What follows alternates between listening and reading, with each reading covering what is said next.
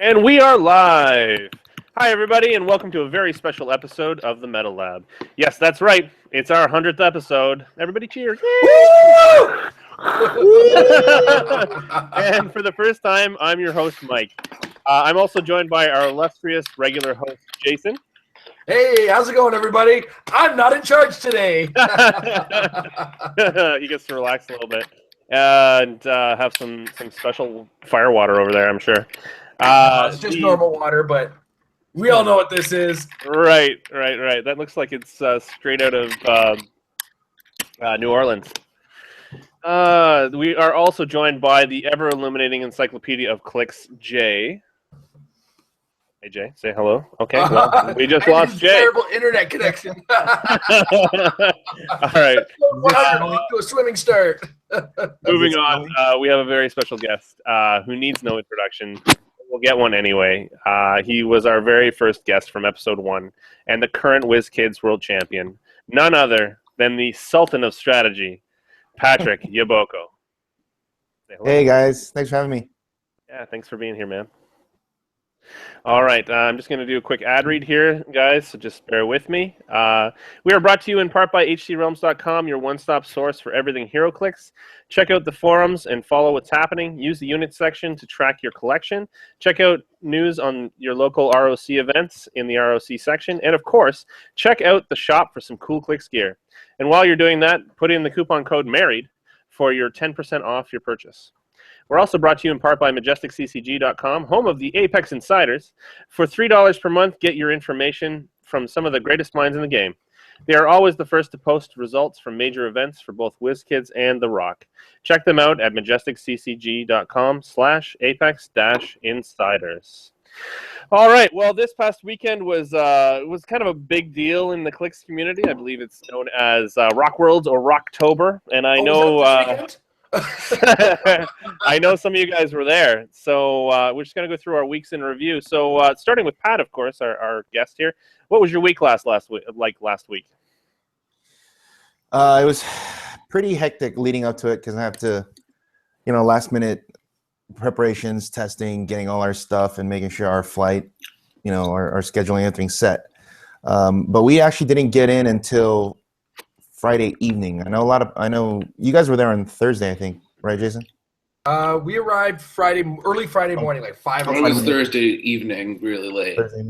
Okay, yeah. We got there about, I want to say 7 o'clock or 8 o'clock around that time on a Friday, and we missed out on the team seal because our third, his flight got delayed, so he didn't get in until about 11. Oof. Oh, no. So we just got to watch everyone else play and, kind of take in the whole event, the whole weekend. Who was in your team this year? It was Chris and Justin. Oh, Chris and Justin. Cool. All right. Justino? Yeah, Justino Jimenez. Cool. That's awesome. Well, moving on. Jay, how was your week? Yeah.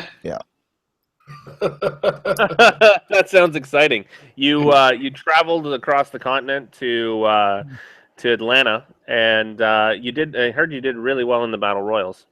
That's about as well as I get to do, yeah. That's all right, man. You'll do better in the future. Jason, how'd you do? Well, let's see. When last you saw me, I was in New Orleans, and that was just the beginning of the trip, kind of. I spent a little bit more time in New Orleans before flying down to Atlanta. Had a ton of fun. Such a wonderful city, such a great place to do all kinds of stuff. Got to do cemetery tours, got to do ghost tours. Went on a real steamboat, as the captain wanted to tell us every time. Did you learn some voodoo stuff?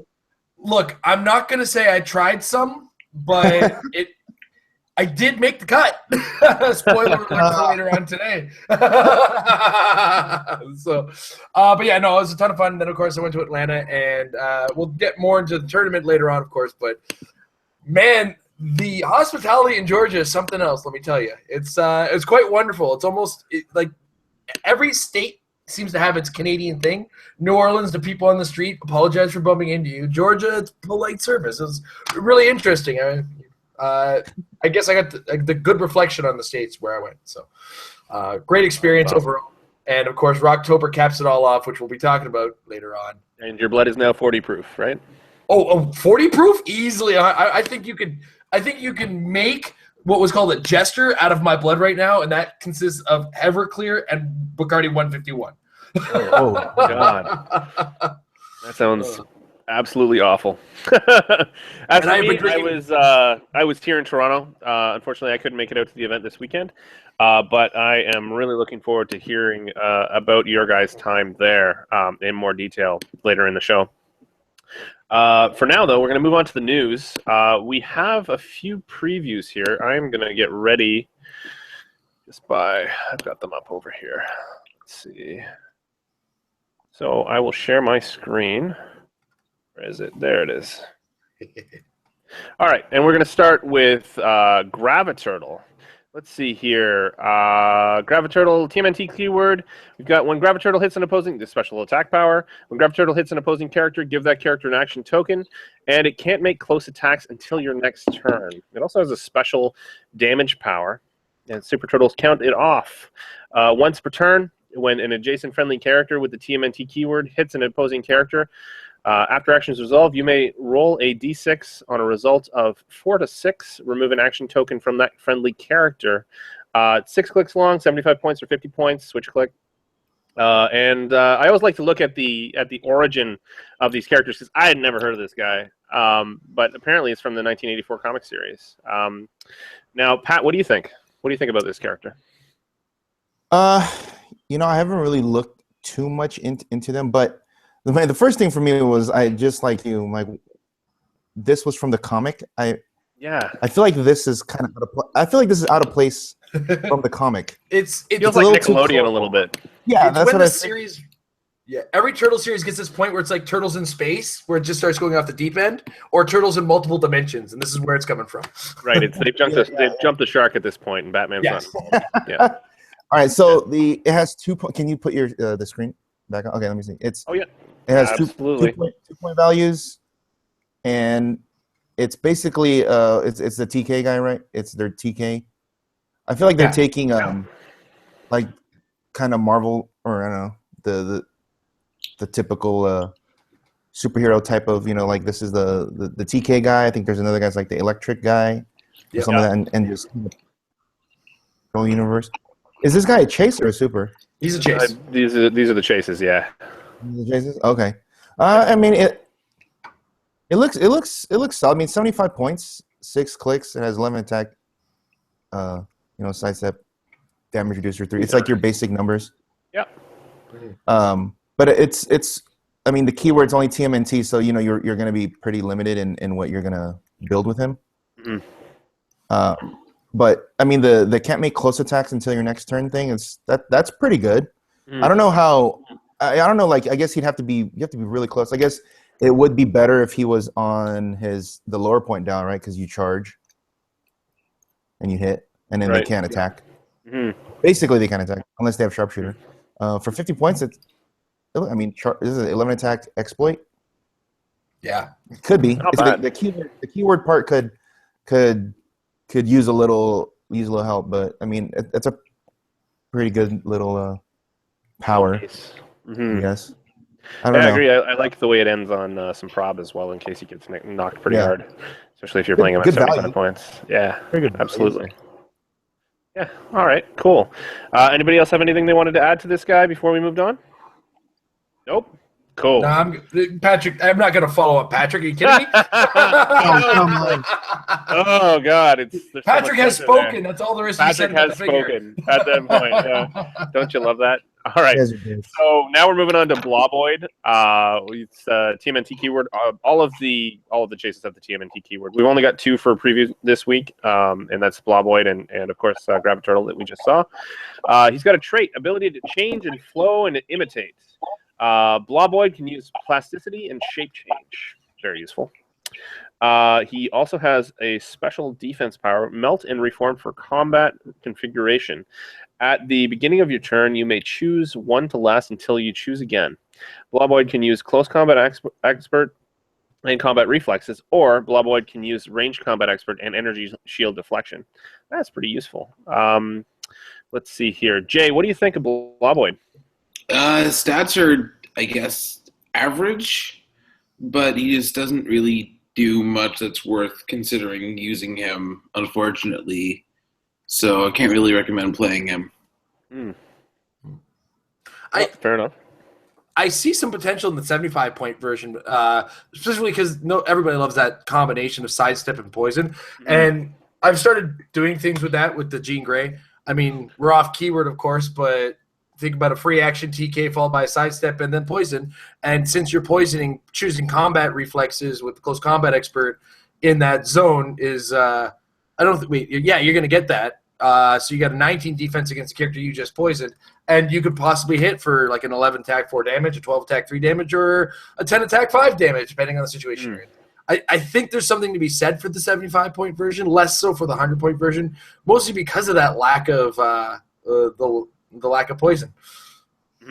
Yeah, I agree with you on that one, actually. I think that the lower point is a little bit more viable. Although for 75 points these days, you can get a little bit more. More bang for your buck. I'll agree with that, yeah. All right, moving on. We are going to talk about the Atom JSA. What? Love it. Jesus. Yeah. The Atom at 25 points has the keywords All-Star Squadron, Justice Society, Past, and Soldier. Past is a pretty popular one these days. Thank you, Dennis. Underrated. And he has a trait. Simpler Nick time. has more friends. What's that? Nick has more friends. Nick has more friends. Nick, Devil Dinosaur. Absolutely. So a simpler time. Once per turn for all characters with this trait, if the character uses the JSA team, so they're carrying across this whole theme of these traits where you're borrowing things. Obviously, it's we saw it with Sinister Syndicate characters. If a character uses the JSA team ability to replace its defense value with the Atoms, also modify the character's defense value by +1 against close attacks. All right, Jason, this one's all yours, buddy. I like this design idea of including those characters everybody wants at incredibly low values. We got this with Uncanny X-Men. We're starting to get this with the JSA. Unfortunately, the trait comes with a 17 defense, so you're really handing off an 18 defense specifically in close combat. While it's good, you're hoping it's a character who probably already has combat reflexes or is really suffering in the defense market at the time. Within Sealed, we're probably going to see him fill up. I mean, at 25 points, he's easy to just slip into a team, which is fine because we've seen Tom specifically, who unfortunately couldn't make the show as his flight arrives at like 11 o'clock in Toronto. Yeah, so we've seen him use the pass keyword recently to great success, and this just adds another really, really interesting small element that's fairly flexible for all things considered. And yeah, I like him. I don't see him like he's obviously it's not busting the meta at 25 points, but he can do like again 11 attack 4 damage, 12 attack 3 damage, or 10 attack 5 damage on that first click with sidestep. I'm sorry, I think you mispronounced that. It's 12 attack for 25 points. Yeah, for 25 points. Yeah, you're getting a lot of bang for the buck that you're getting on this guy. Yeah, he is pretty damn good, I think. Overall, Patrick, do you have anything you want to add?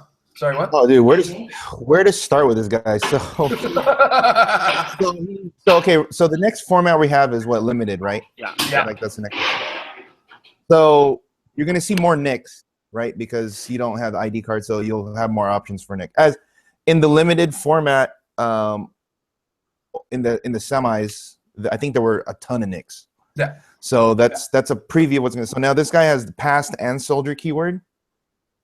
Yep. Mm-hmm. So let's see here. So your options to support Nick are the 25-point Atom or the 25-point Atomica, or both. If you want to go spy or passive soldier, but I think this guy's nuts. He's got 5 damage potential for 25 points. He's got that pretty good. He's got a good trait. And you know how hard it is to even hit Atomica when she bases you. Oh yeah. This guy's just going to be just as hard unless you have an outwit or something. But it's 19 defense up there, and he's got 4 clicks, so you actually have to, you need like a regular 3 damage guy doesn't kill. You have to spend all these resources. Yeah, you have to spend all these resources on a 25-point guy. I think this guy's going to be insane. And if this and like the other figure, I'm sure you're going to show next. The The other one is low nuts. like the low point efficiency that they're doing now. If this is what we're getting at 35 and 25 and let's say 40, 50, imagine what 60 points looks like. That means Chameleon has more friends. I knew you were going to think They're going to that. follow this route.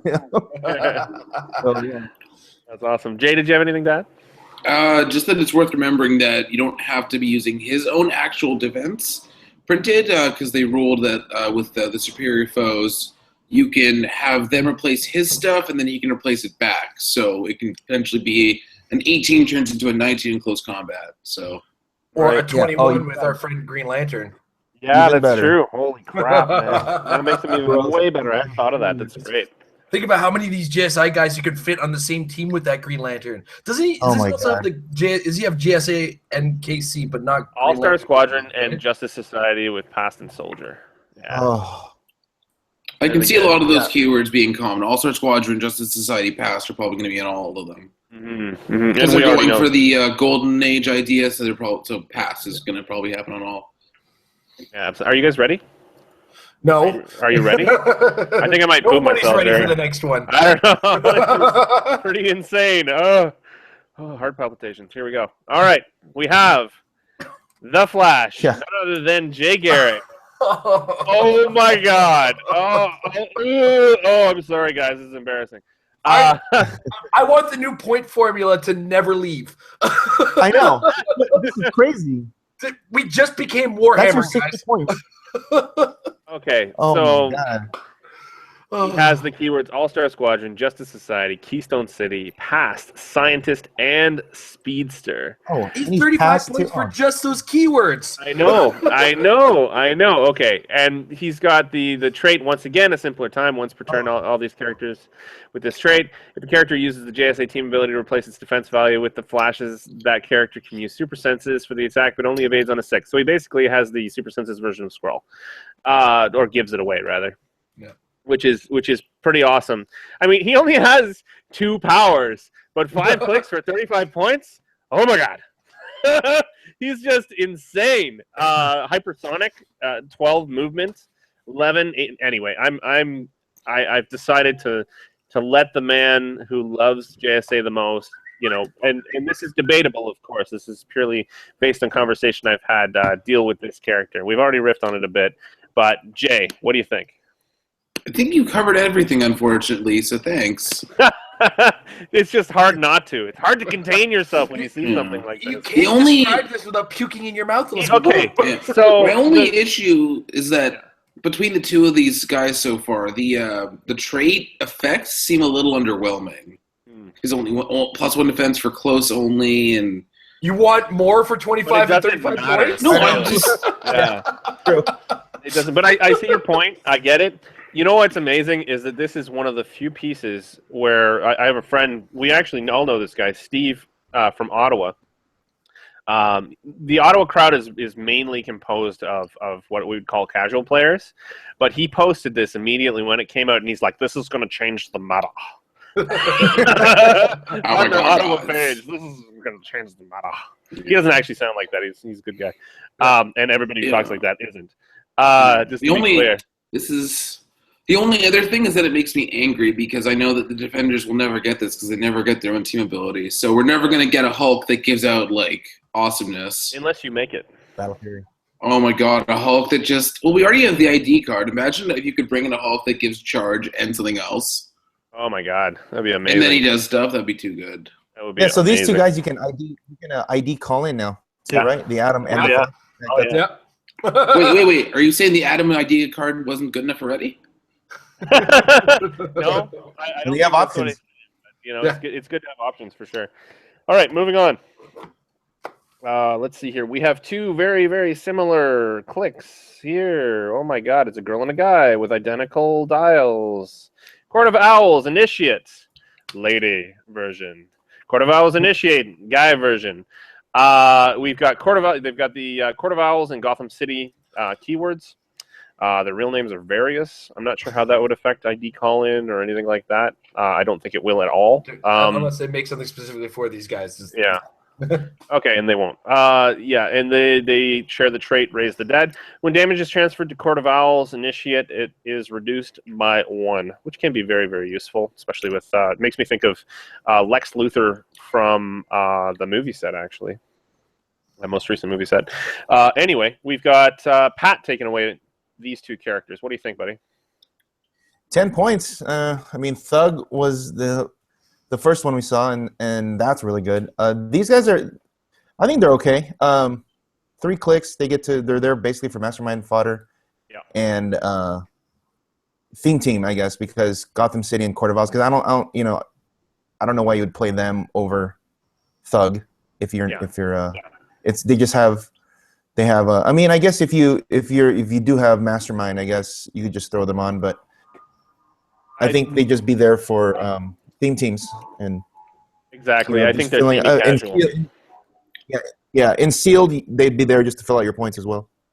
Yeah, but seems good. Yeah, 10 points, can't really complain. Underworld team ability as well here. Yeah, like taxi. Yeah. Yeah. Anybody else? No. I think Okay, we'll have moving more on. to say about these guys in a second. All right. In the meanwhile, we're moving on to Talon. Talon, 120 points. Court of Owls, Gotham City, Assassin, Martial Arts, and Past keywords. Real name, William Cobb. He has a trait. It's Assassin of the Court. Talon can use Sidestep and Stealth. Talon can use Mastermind, but only to transfer damage to characters with the Court of Owls keyword, like the two we just saw. He also has a special defense power on his last 2 clicks.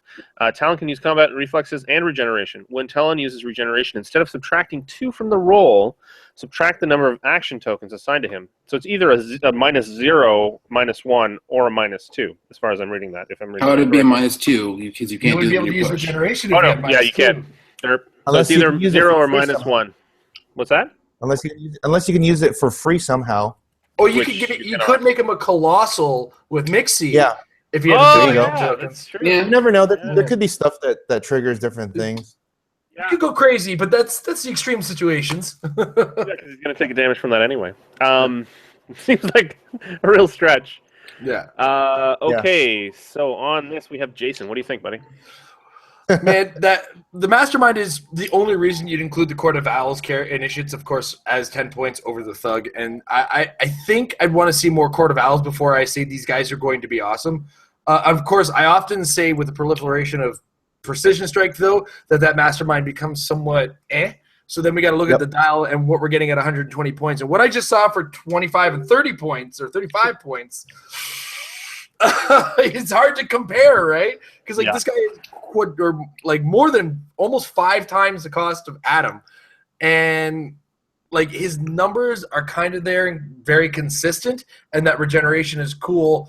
It's not wowing me nearly as much as the other guys. But at the same time, there could be something in the Court of Owls that we might, get our minds blown with, or we might find some more Court of Owls generics that will make them an interesting, fun thing.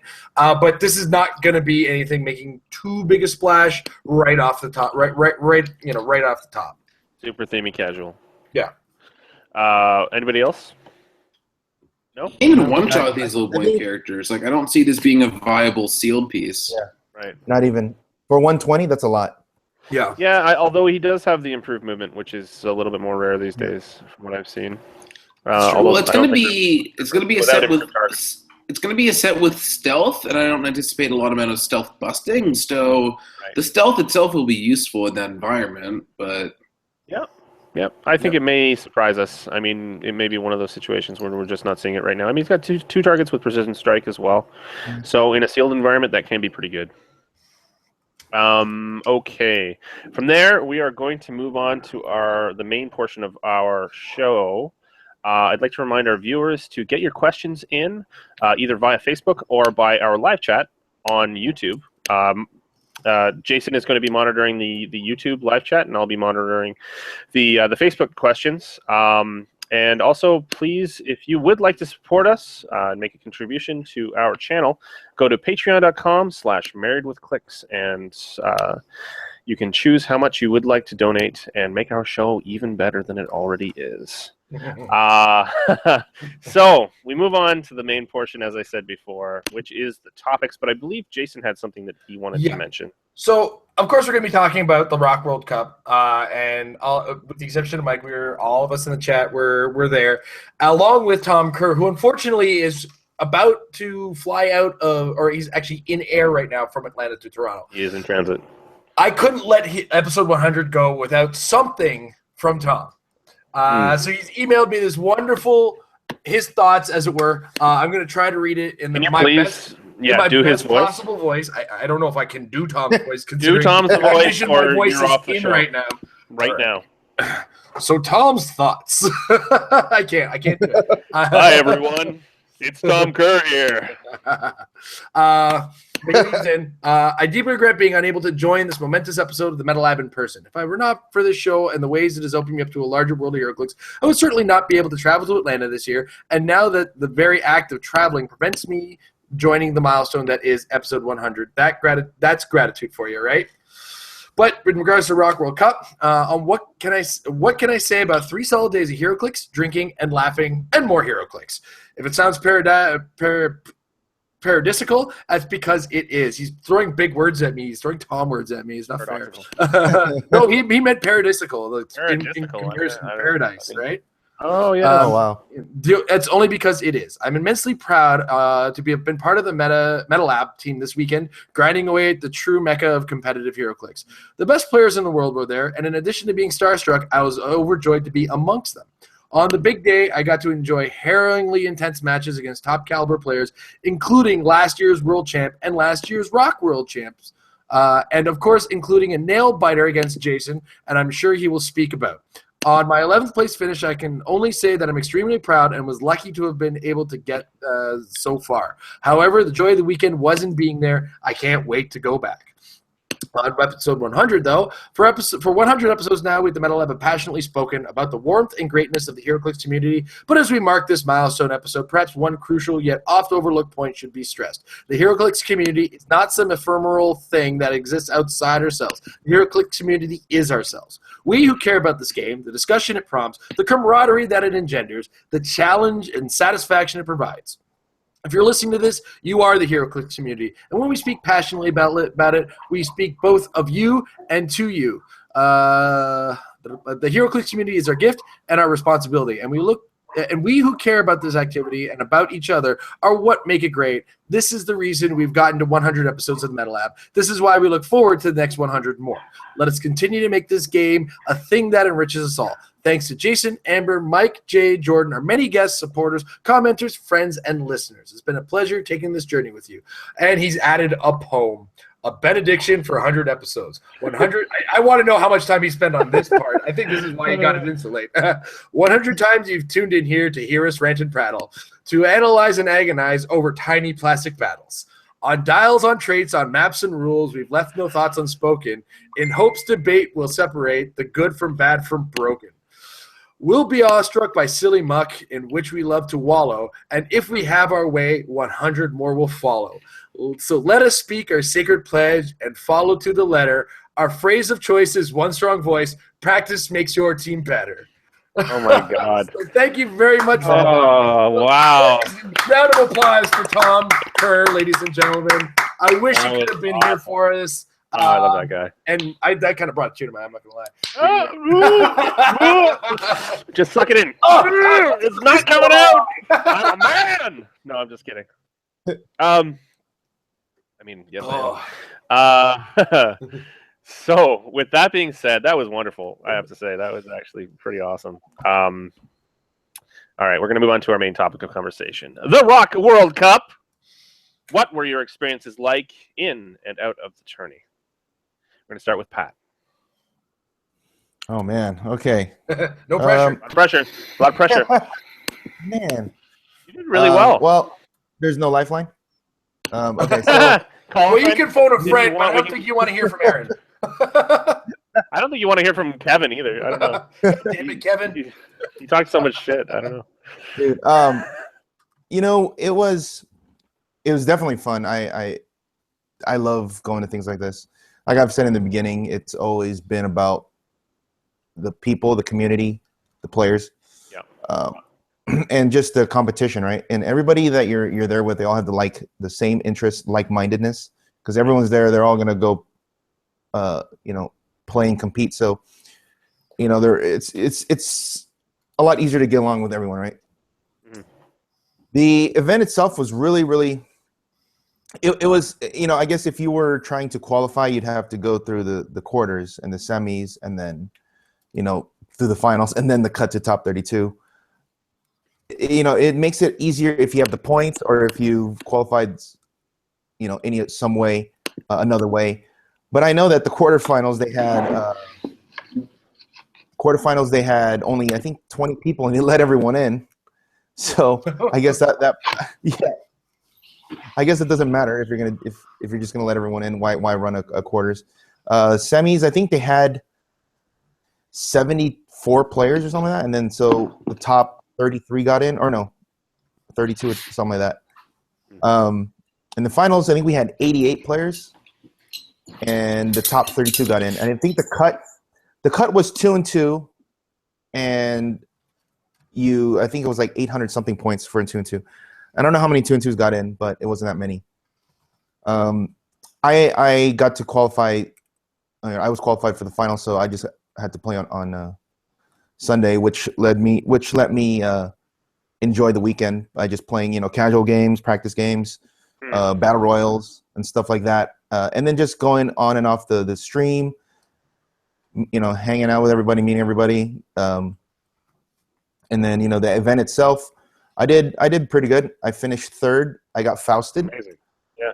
So, I think, Ed Fausted everybody, so I guess I'm not the only one.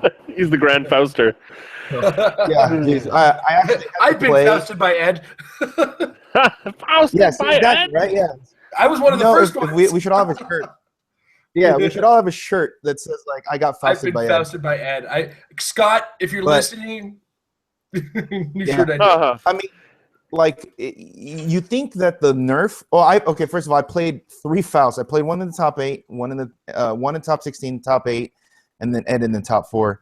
And my luck ran out because on the last one, he rolled any, and it was I'm just like, just don't, like, let me do something. And then it was any, and then he just comes over, and then he's like, okay, you can only make range attacks, and he based everybody. Okay, well, I can only make range attacks, so I guess I'm clearing, and then so he just proceeds to beat my face. I had a chance though. He needed to roll an 8 to win the game, because if not, it goes to my turn. I do something, and then we go to time, because it was called shortly after that. But he played really well. It was very, very tactical, very strategic, and that team that he had is really good. But I think we definitely need to ban Faust again. Even with all the nerfs, if you don't think it's that good until you actually play against it, and even with that, it's still extremely busted. So, but yeah, I definitely had fun. It was definitely an experience. You Waffle House it up? Oh, definitely. We went to yeah. Actually, we just afterwards because we had been drinking too. We just walked to the Waffle House instead of driving over there. Nice. Oh, it's not far. It was close by. So yeah, it's not. Yeah, it's pretty close to there. Oh, reminiscing for me anyway last year. But yeah, thanks very much for coming out today, man, and appreciate all your comments. And dude, congratulations on third. That's still awesome. I know you've done a lot better. A lot meaning 2 positions better in the past, but third is nothing to scoff at all. All right, so we're gonna move on to Jay. What was your experience like at the I just need to take a second. That was like the most backhanded compliment of all time. I'm just.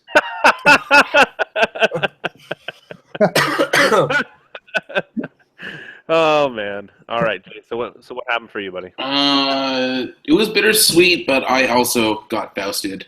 I got Fausted by Drew, the guy who Pat played in a top 8. Was it? Yeah. So, I guess I'll start from the beginning. I got there Thursday night super late, saw people. That was good. And I when I went there, I had 20 points, courtesy of Mike.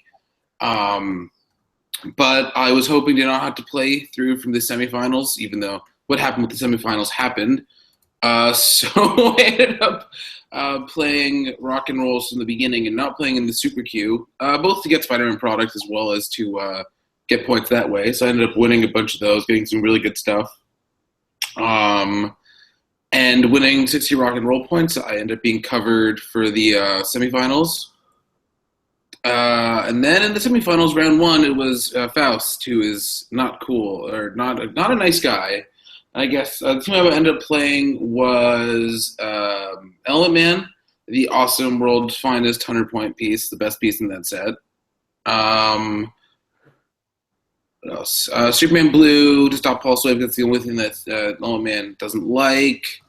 Frogman Mixie, because that's an obvious combo. It works really well with the lockdown of the plasticity. I'm at Atomic and Henry to fill it in. So against Drew, got no points. And then after everything was said and done, I ended up getting 600 points, going 2-0. So I didn't make it. But it was weird because with it being the first limited event of the form of the season, it's hard to predict what is going to show up there. And the Krang team that I actually ended up building myself of Krang, Justin, Batmite, Night Nurse ended up placing really well, but I didn't want to play Krang. So I do take some comfort in the fact that it's not really easy to build for that kind of environment. So I got some cool stuff. I roomed with Tom, George Masu, and Kevin, and that was really good. And then Team Worlds with Kevin and Tom was good when we placed probably 6th or something. So it was a pretty good weekend overall. It was good to watch. Get to watch some good games. I got to watch some of Tom's really good games, and I got to see, unfortunately, Jason and Tom fighting, but they'll talk more about that later. Overall, it was a pretty positive experience, and I'm glad I went. Although, I think I wouldn't go – I would probably want to get 200 points or get by the finals for the next time that I go. Yeah, so it's an expense to get down there to begin with. Like last year when I went, I mean, I was lucky enough to have qualified for the semis, and then I bought my way into the final with 100 points. Yeah. Made up the difference, and that made it worth going. I mean, because of the cost of the actual flight. But yeah, no, I got you. So next year, 200 points, please, for Jay. Or I actually do well. I guess I should also. All getting better. Yeah, I should finish with the fact that although I didn't actually bring my patented Avengers Quinjet build, thanks Aaron for building that with me. All the Quinjet that I saw was just really cool. I mean, Pat played it obviously, and it was nice to see that the Quinjet could still be viable. And just watching, like I watched Easton playing in the top 4 specifically the whole time, and that just looked like so much fun. It reminded me of how much fun and how my peak competitive experience was with that Quinjet. So I'm going to try and bring it back for the WizKids Opens and see how I do there, and then other ROC events. So really good learning experiences, really good stuff with everybody, and seeing people you wouldn't normally get to see. So it was pretty good, except for missing Mike. Aw, thanks, man. Well, I'm sorry I missed it, but let's see, Jason. What about you, buddy? I know this is the end of your long-ish honeymoon. No, it wasn't long at all. Actually, you guys went away for a week. How was it as the tail end of your honeymoon? Well, the tail end of our honeymoon being ROC Cup is how much more perfect can it be? Where your honeymoon ends, kind of where the whole thing began, because me and Amber, of course, met at a Heroclix tournament. So it doesn't get more. It doesn't get more kismet than that. You didn't know? That's cool. Yeah, I had to bring that up on camera. Okay. I just thought it was like sorry to interrupt, shop. but you should have Sorry, seen his wedding. It was Heroclix themed. It was amazing. Oh, nice.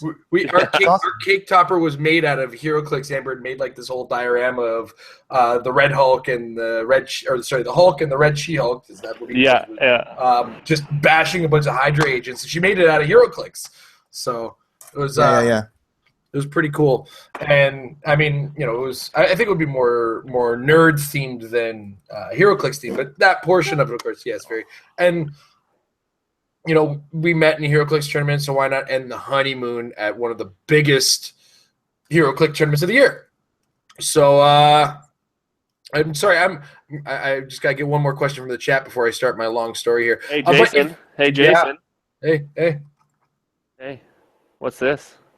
Oh yeah, you caught that. This is their garter. So when are you getting married? With the Hulk and Thor all over it. It's amazing. Nice. Yeah. Anyway, sorry.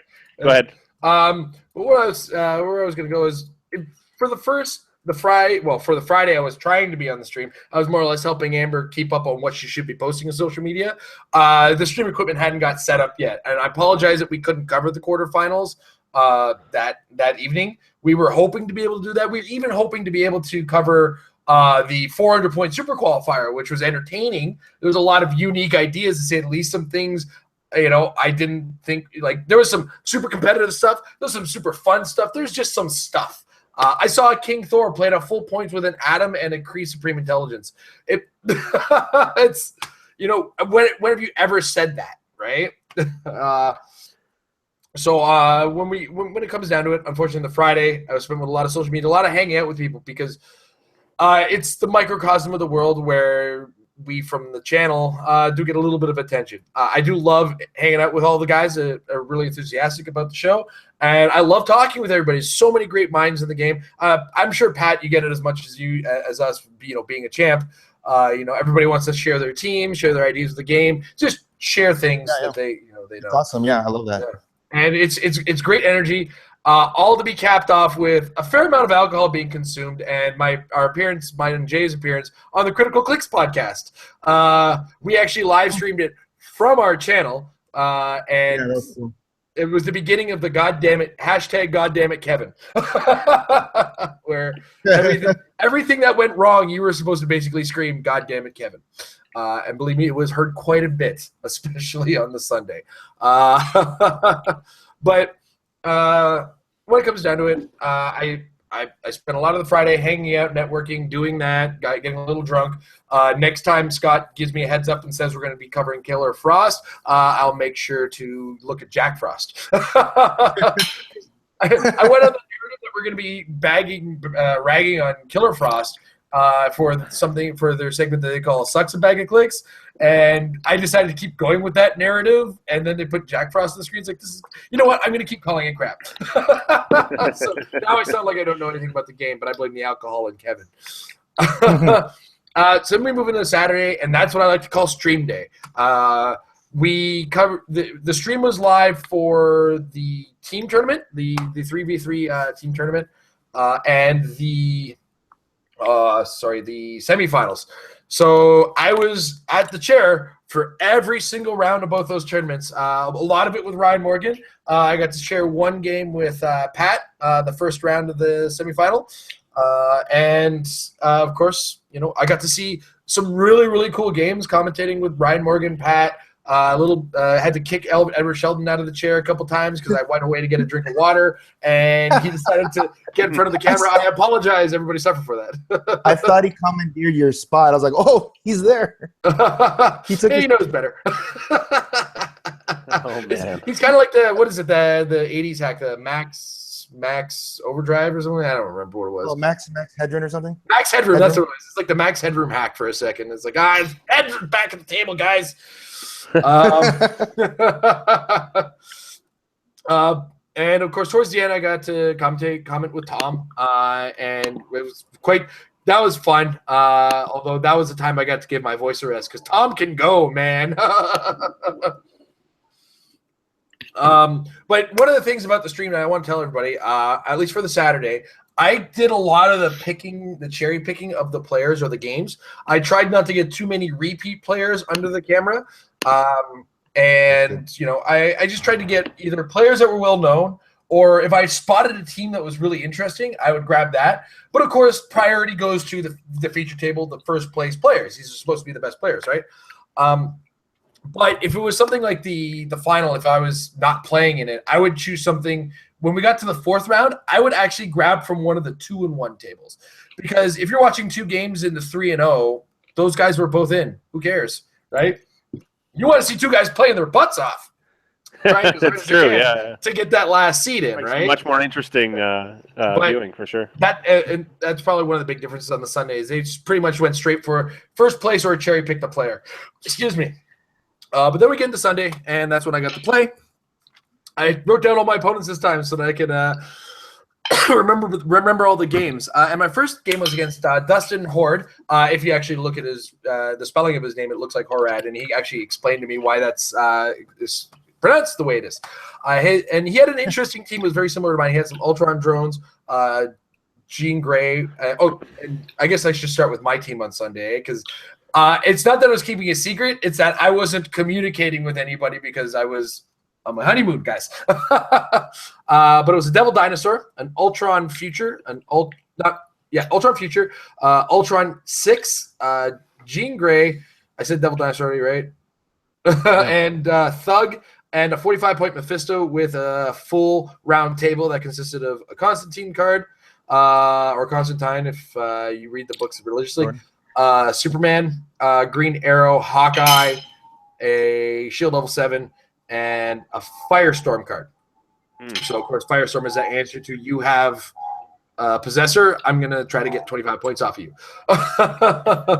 And, of course, Constantine and Superman are for that end or that mid game where you get the number 2 on the dial. Switch between Mystics and Invincible. Just torture your opponent's choices. Right? You know, if you see them with action tokens, you lead in with the Constantine and go to Superman to take less damage wherever it stands. Ultimately, I didn't see number 2 as much as I'd like to because people knew, I guess, the stratagem of get Devil Dinosaurs, top hogs out, and force your opponent to attack them. Force them into positions where if you don't attack them, they're going to make you suffer for it and whatnot. And everybody was with. I did it a couple times, and I've seen it done. We did it perplexing down damage in order to not move the dial as fast on the round table. It was insane because, you know, you can deal 3 damage to a pog, but it's only taking 1. If you perplex down that damage, then the 3 isn't assigned, which means the round table only moves one click as opposed to 2. It's weird thinking that has to suddenly start happening in the game when this nonsense occurs. So with all of that being said, Dustin played a great game, but bad dice, and my dice were mediocre to great. Which I mean, I had one great roll with a hate bear, which is rare, exactly. Which I really sympathize for Dustin so much because I specifically brought Mephisto to make sure I had nothing but prob. Right? My Collins had prob. My Thug had prob. Did you say your Collins had prob? I see what you did there. Yeah. And ultimately, I think one of the big things that had the biggest effect on the game is he called out a Green Arrow, couldn't get the Ultron drone out of reach of the Green Arrow, so he was hoping he could survive. I ended up pushing my Homicide Crabs to drop hate bears in front of the Green Arrow, hoping to get at least 2 attacks off, possibly 3, maybe a 4 damage on each one. And the initial attack with the first hate bear rolled a 6 on the blades. And I was like, oh, wow, okay. And that's at that point. After that, he was trying to capitalize with Winter Soldier. Winter Soldier rolled a miss, which got turned into a critical miss. And it was, unfortunately, he couldn't recover from it. And I felt really bad because like that was purely dice. Like the game was played on both sides correctly, and just only one side was hitting. Right. Yeah. So my second round was against, and I'm going to say this correctly, Mac Great Tunis. Often mispronounced. His team was a very interesting combination with the Ultron 6, 2 of the Ultron 6s, the Joker Lex duo, and the handstand Spider-Man with, I believe they had a round table on his. I can't remember what his resource was. But he also had the Spider-Man ETA on his Spider-Man, and of course he was able to wild card my either Mystics or X-Men team building, whatever he needed.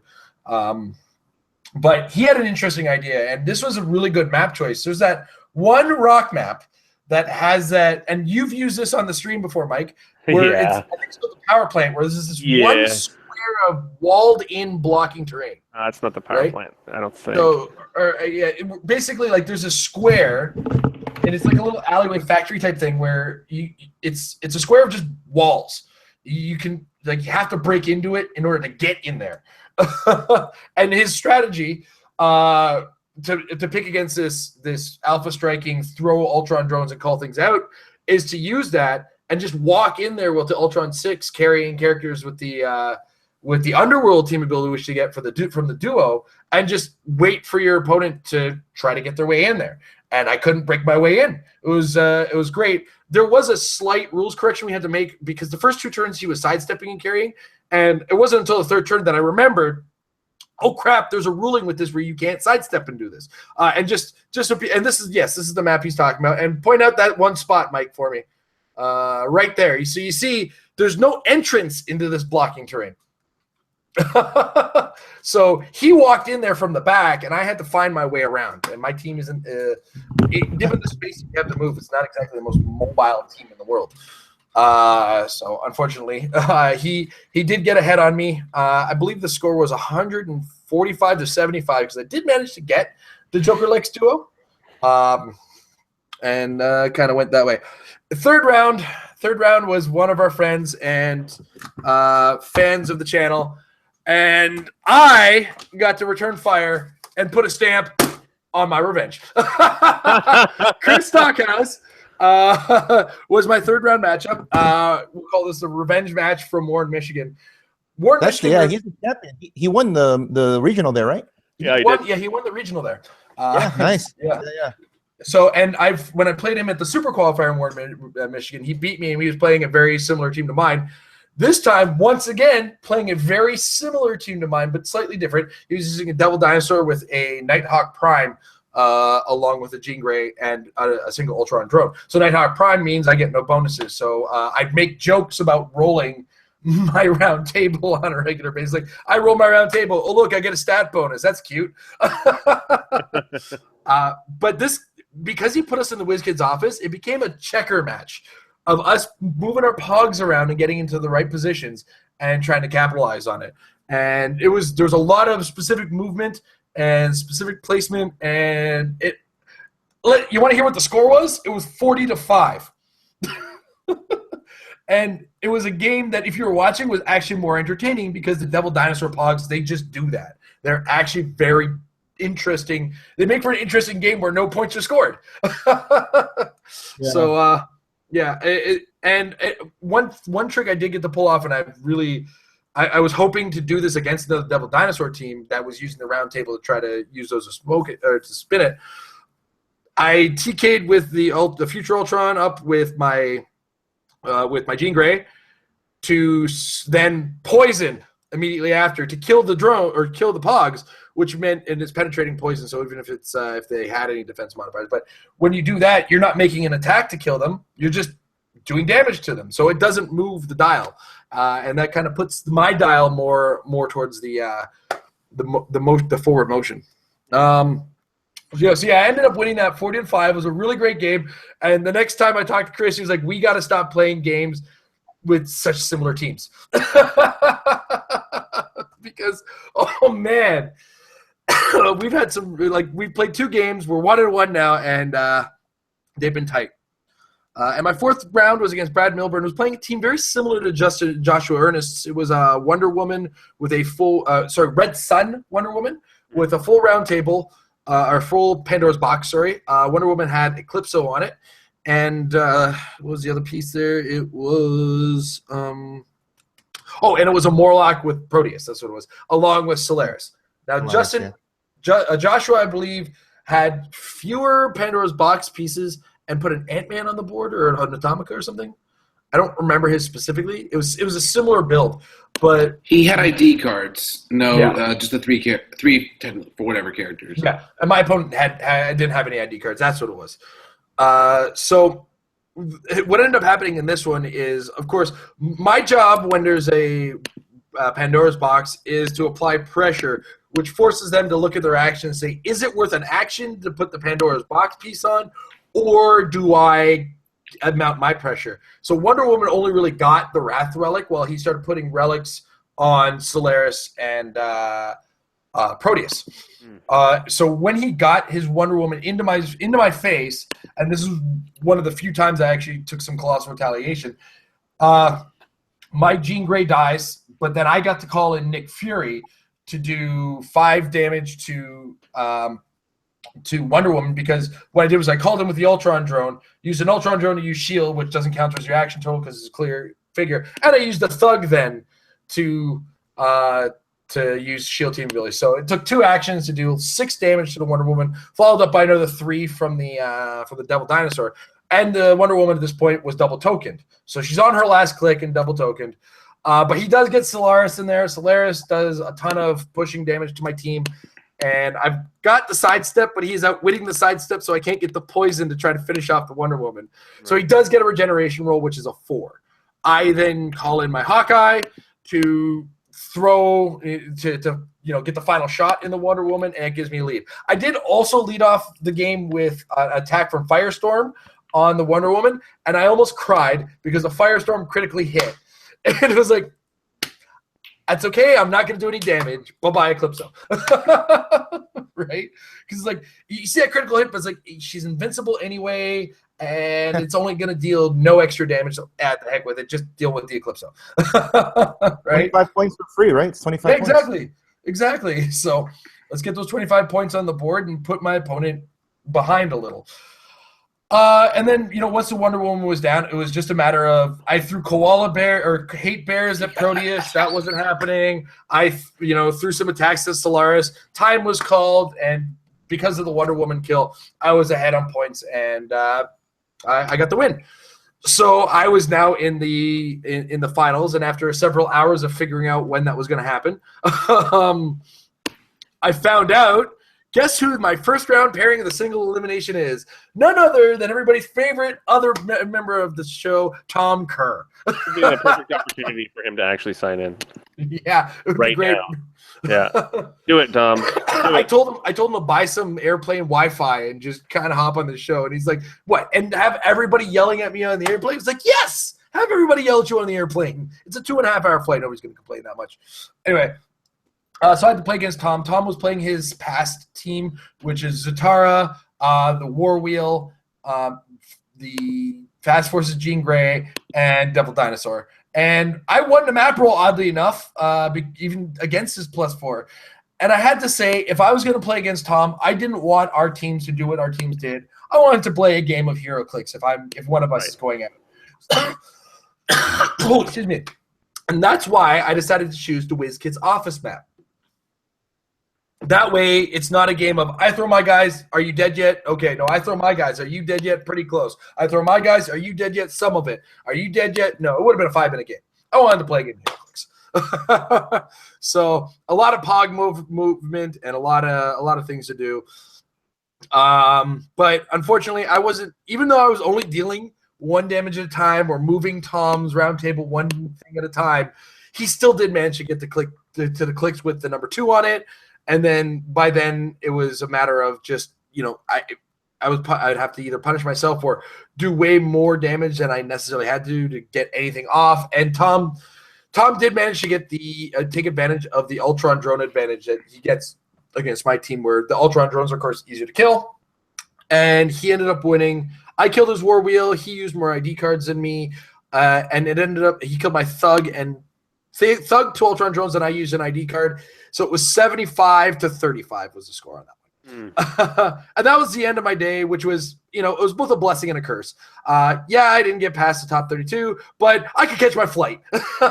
So that's when I began my sprint to get out of there. And there was a couple things I still need to talk to Howard about, and I feel guilty about it. I'm going to throw him a message on Facebook. Like, there's so many things I was still supposed to do that weekend, and it's just like, hey, I got to get out of here because otherwise it's going to cost me like $1,000 to get home. Yeah. So, but from the whole experience, it was a lot of fun. It was a great time playing Heroclix, and I'm going to do it again next year. I'm hoping. So hopefully I don't have to collect 200 points, but I still will try to do it again. I'm sorry I took so long with my story, guys. Oh no, it's great, man. Thank you for sharing your experience. It's fantastic. Well, it's our last chance to get your questions in because we're about to move on to the fan questions. We're going to start with the Facebook questions and then move on to the YouTube live questions. Can before we start with direct questions, enough people have asked. I had one to get covered. I know what you're talking about, Yeah. and we have a fan question that pertains to that. So I figured Okay, good. that's a good way to get into that. Yeah. And yes, everybody at home, we will talk about the thing that happened or the things that happened there. We gotta call these things a gate, right? So DQ gate. DQ gate. We will talk about DQ gate very, very soon. We're going to go through a few fan questions before we get to that fan question, okay? I know it's hot in everybody's mind, but there are lots of other questions as well, and I try to go through them in relative order anyway, and you can criticize that if you would like. Okay, so we're going to start off with ding, ding, ding, Chris Stockhouse. Hold on. Give me a second.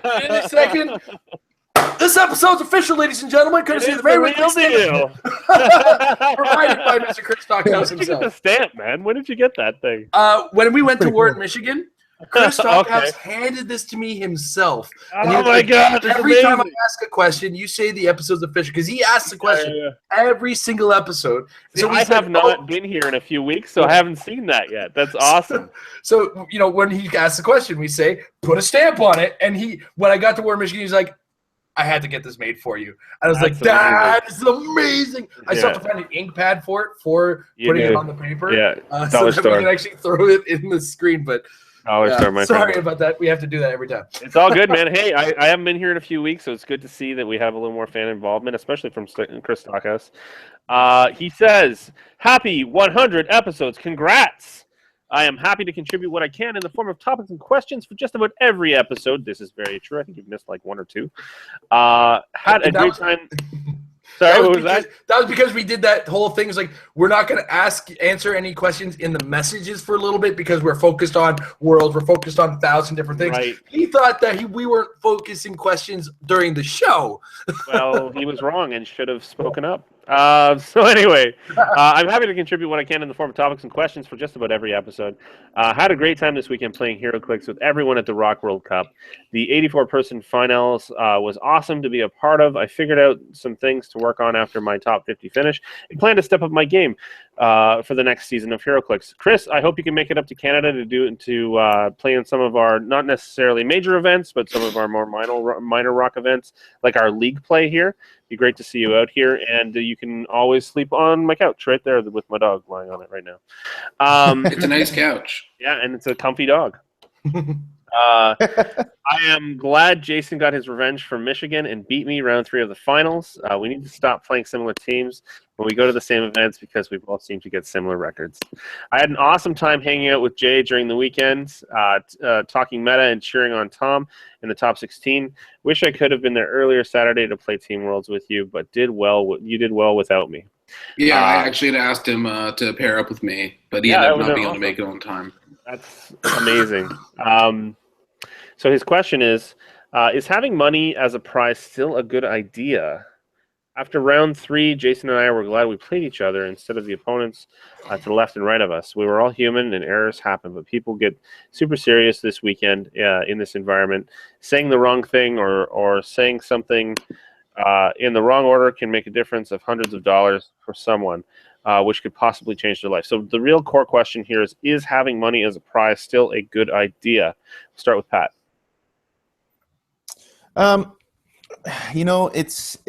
like always I know that's a reason why a lot of people will get turned off because of the money is like, I guess the perception is if there's money involved, you're going to see the worst side of the competitive play. I don't know. I don't know if that's actually true. I think that most of the people who I think, especially in the Heroclix community, it's not like that. Of course, you'll have some outliers, some people that will, but for the most part, I don't think that's a problem. If I think what needs to happen though, if there's events of this level, there has to be guidelines for penalties, and there needs to be it needs to be laid out completely so that there aren't any weird things happening, any I guess out of control situations. Because if there's a guideline for all this, and it needs to be like this if there's high level, because there's money involved. I don't know. To be honest, I don't know. I didn't hear the last part. I just heard is giving out money good for high level. That is the events. main part of the question, anyway. The other pieces we're just talking about his impression of that aspect of it. Just talking about we are all humans and errors happen, but people got super serious this weekend. That's the I know that scares people away, but I think the Heroclix community above all else, it's really not about the money. It's just competition, the camaraderie, and everybody's there. I think the money is, it's basically, let's say you were thinking of going to the ROC Cup, but you just can't justify going. You really want to go, but I don't know. You know what? I could if I finish top whatever, I can get like $500. Oh, you know what? Yeah, okay, now that'll put you over to go, but it's not. I don't think it'll be the main reason to go. It's interesting you bring that up. I don't know. I think for me that's what it is. I mean, I'll go regardless because I like I said, I like the competition. But if let's say I had an option to go to this actually happened to our teammate Chris. He was like, look, I can only get time and save money to go to one event, and he was weighing his options to go to Origins or ROC Cup. And then he ultimately decided to go to the ROC Cup because he said, you know what, I can actually get money in that one as opposed to just product, because you get product and money. Can I ask you a quick follow-up question right there? Yeah. Can I ask you a quick question? Sure. Did he end up winning money? Yeah. He won money, No, he did not. Okay. Did that, because this is we're talking about a double-edged sword here, right? So right. Did that mean that he was more disappointed because he didn't win the money that might have made the decision go over the edge? No, because he was going to go to one or the other. Right. Okay. Regardless. So if it was at Worlds and he finished in the same position, he'd be in the same position. Okay. It's just the reward is a little bit better or a little higher, I guess. Yeah. I got to get the thinking. It's like, as long as I can make it to Heroclix, I'm okay, right? And this one, I can get money. So that makes it a little bit more enticing. Bit of a carrot. Yeah. Yep. Yeah. And because Chris's question stems from our game, and this is what I often refer to as the microcosm that does exist in the community. And it's more the exception than the rule. But on either side of us, there was the players. It's sometimes I'm not sure they're being like, if these are the type of people, or if these were legitimate questions, or if they come from an environment that gets a little bit more strict about specific things. But I'm hearing things like, I didn't hear you say flurry with the guys using charge and flurry. That makes sense. I mean, and then the other guy, like there was, I think the judge almost had to live at the game to our right, or Chris's left, my right. I mean, I remember like free action stacking was difficult for people because of that monetary incentive as well. It's like if that's like last year. I think you're absolutely right about that, Mike. About and Jason, you guys are talking about you're going to be a little bit more rules lawyery. I actually one of my friends who plays at the store, who was also there, Tony, he was telling me as soon as the whole thing with the score sheets being wrong, and then they were gonna go DQ some people. Yeah.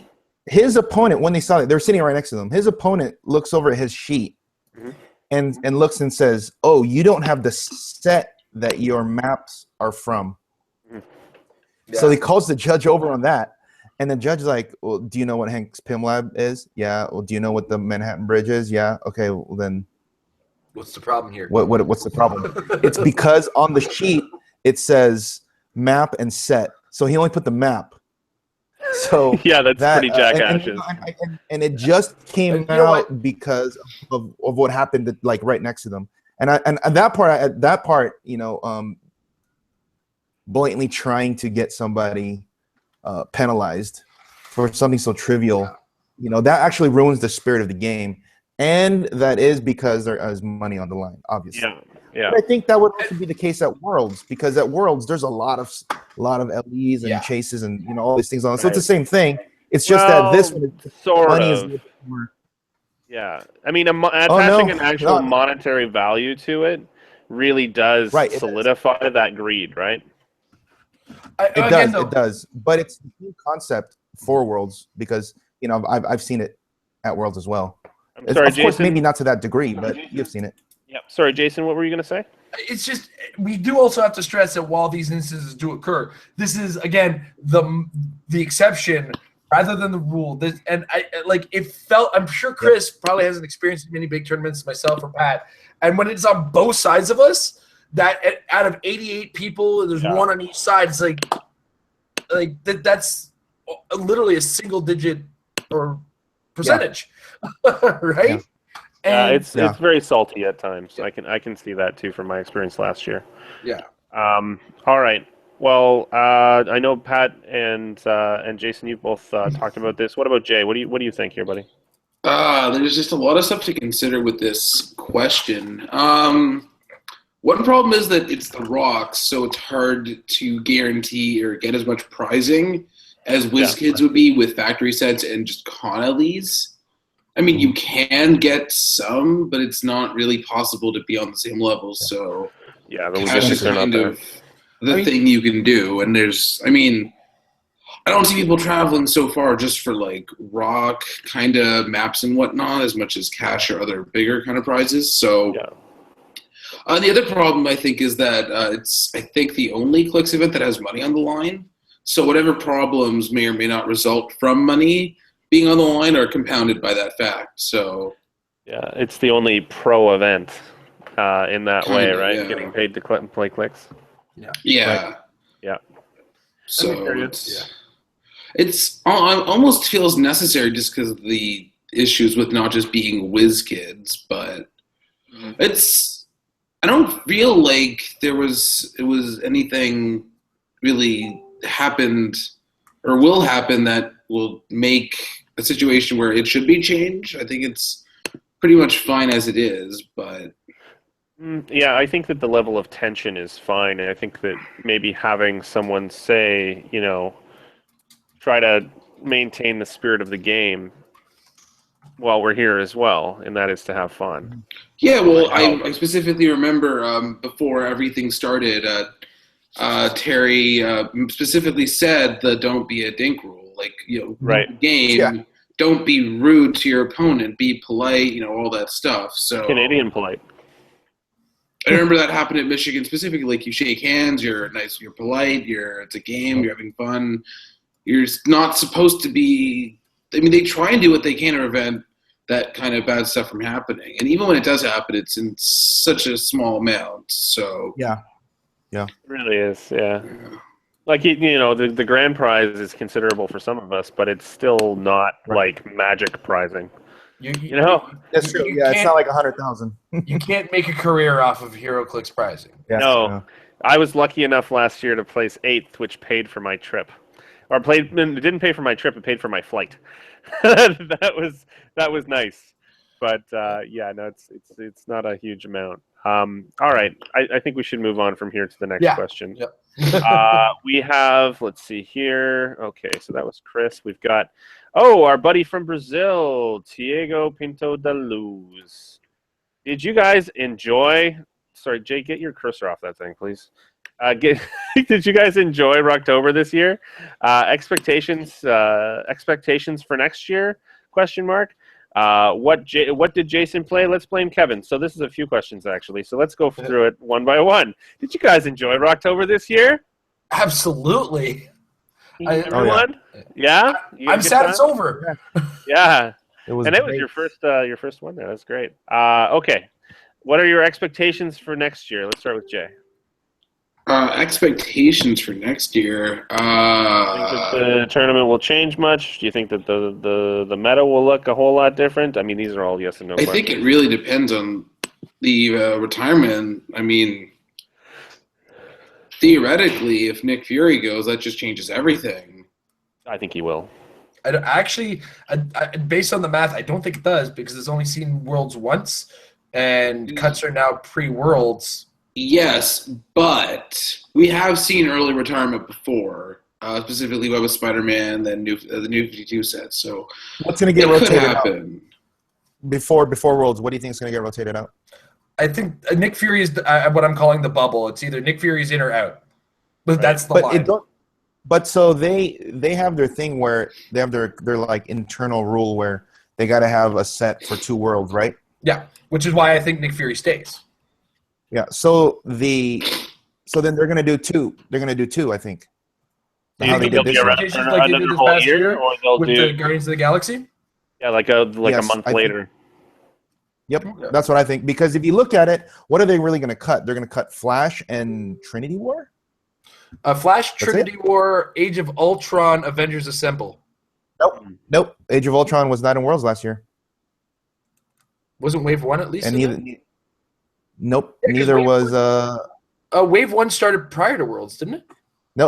No, it started during Worlds, like in that month. I got the start date as June. Oh, that's right. Worlds is in June now. Yeah, okay, sorry. Yep. So it would be Age of Ultron would be the line. Avengers was in May, so Avengers would then move the bubble, if that's the case. Yeah, so that's actually I don't think Avengers Avengers Assemble was in there last year. Well, it was there, but it wasn't there. Felix Faust was there. Yeah. All right. Well, so what did I think the next part of his question is? What did Jason play this year? I went over it, but one more time. It's Devil Dinosaur, Ultron 6, Ultron Future, Jean Grey, a Thug, Mephisto, and a round table with Hawkeye, Green Arrow, Shield Level 7, Firestorm, Constantine, and Superman ID cards. I love the last part of his question here. It's let's play Kevin. Dad, God damn it, Kevin! Let's blame Kevin, everybody. Damn it, Kevin! Damn it, Kevin! All right, so moving on from there, we got a question from Matt Wallace. What's up, guys? I know a lot of people are wanting to talk about the craziness that happened at the World Cup this past weekend, and it's okay to be curious, but I just want to say that this weekend, I had a blast meeting everyone, opening up some turtles, playing in the events, staying till 3 to 6 a.m. in certain cases, and the dinner show was absolutely amazing, and I can't wait to go to more events in the future. My question is, what was y'all's closest or most closest or most difficult match? And after seeing what was played this weekend, if you knew before, is there any changes that you all would have made? So the first part of that question is, what was your closest or most difficult match? Let's start with Pat. Well, for me, it was definitely the top 4. It was covered on the stream, but it's just getting Fausted for like a couple turns just changes the whole game when you can't do anything. It sucks. And then when you can do something, okay, so the one turn where I'm like, all right, good, I could do something. He rolled your values can't be modified unless it's replaced unless it's half. Well, then I can't one shot his guys now with like Winter Soldier or Nick or any of those guys that have like modifiers like enhancement and perplex. So that made it really hard. And he rolled you can take as many actions in a turn, the gray one. And for each one he does, he takes mine away. So that hurt me because he had the extra action to attack the jet to kill it, and I only had one action the next turn because he took the extra 2 actions or something like that. So that one's really hard. I missed my initial salvo, but he also missed his finishing shots, and I actually rolled a key super senses roll. So the people, it was kind of cool because on the side it almost seemed like when the game looked like it would swing from one side to the other. The respective sides were cheering, like an actual like sporting match. It was pretty cool. Yeah, you can hear them like cheering, and then they quiet down real quick. It's like a tennis match or something, where it's like really quiet. and then something happens, and then they cheer, and then it's quiet again. That's awesome. So Yeah, I love that. That's so Yeah. good. All right, Jason, you're up next. I had two really close ones that I'm going to call very similar, so I have to give a tie to my match with Chris Stockhouse and my match with Tom Kerr.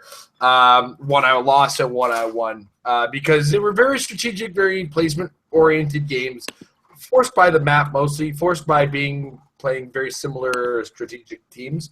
So, I do have to say that both of those were I found the most entertaining matches, and I'd love to play them again, to be brutally honest. So they're both my closest and both my favorites. Awesome. That's great. What about you, Jay? Sorry, what was the question again? The question is, what was y'all's closest or most difficult match?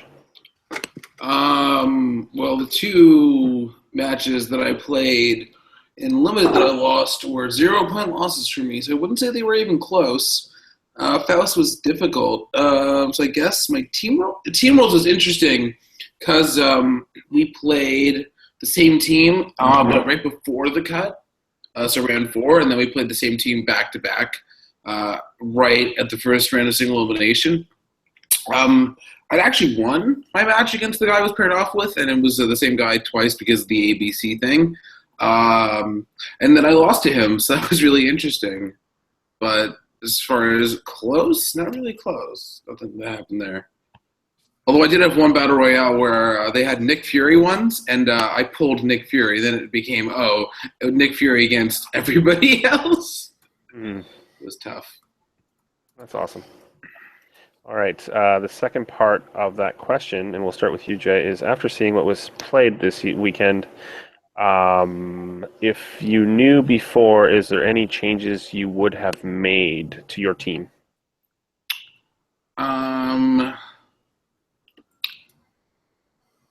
Well, I guess probably would have ended up running that Krang team just because what do you do when Krang jumps across the map and then teleports back? That's Possibly in gets limited, an right? Limited. Okay. So you get Justin and Batmite giving him extra attacks potentially, and then you have Nightmare. Like, what do? You can't get to him. But that would have just been the least fun thing to run ever. So I would have considered running it more strongly, but I don't think I would have ended up doing it. Fair enough. What about you, Jason? What would you have changed? Nothing. I really liked my team. I would probably play it again. You love that caliber, obviously. I mean, you made the top 32. Yeah, and I mean, maybe it needed more characters for me. Who knows? You and your idle hands. Yeah. But yeah, no. There's like having seen what I saw. I mean, my team does exactly what it needed to do, and I mean, I could have done that violent game against Tom. That would probably be the only thing I would change at all. Just go for that game that just neither of us wants to play but has to play. But did I really want to do it or would I do it? Still probably sitting at no because it's Tom. If it was anybody else, no. Right. I wanted a game with Tom. That's what I wanted. So, yeah. Fair enough. You got what you wanted. Yeah. The bromance continues. It's a good thing Canada has gay marriage. We're both having such great years. He just happens to be having a better year than me. So. He's having a great year, actually. Yeah. And you know what? You're still having a pretty damn good year too. You've placed your best so far. So that's fantastic. You guys should have no regrets.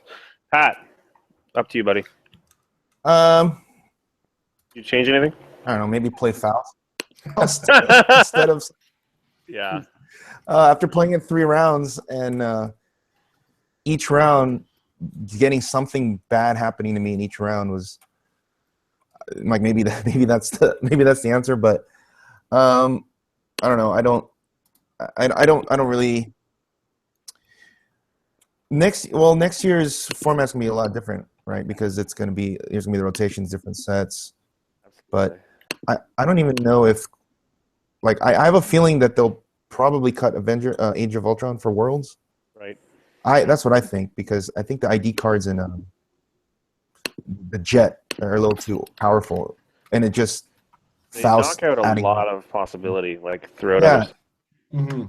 Yeah, if that's gone, then all the new sets are going to come out. It's going to change the whole format, which I think is good because right now you're seeing basically if you look at it, it's all a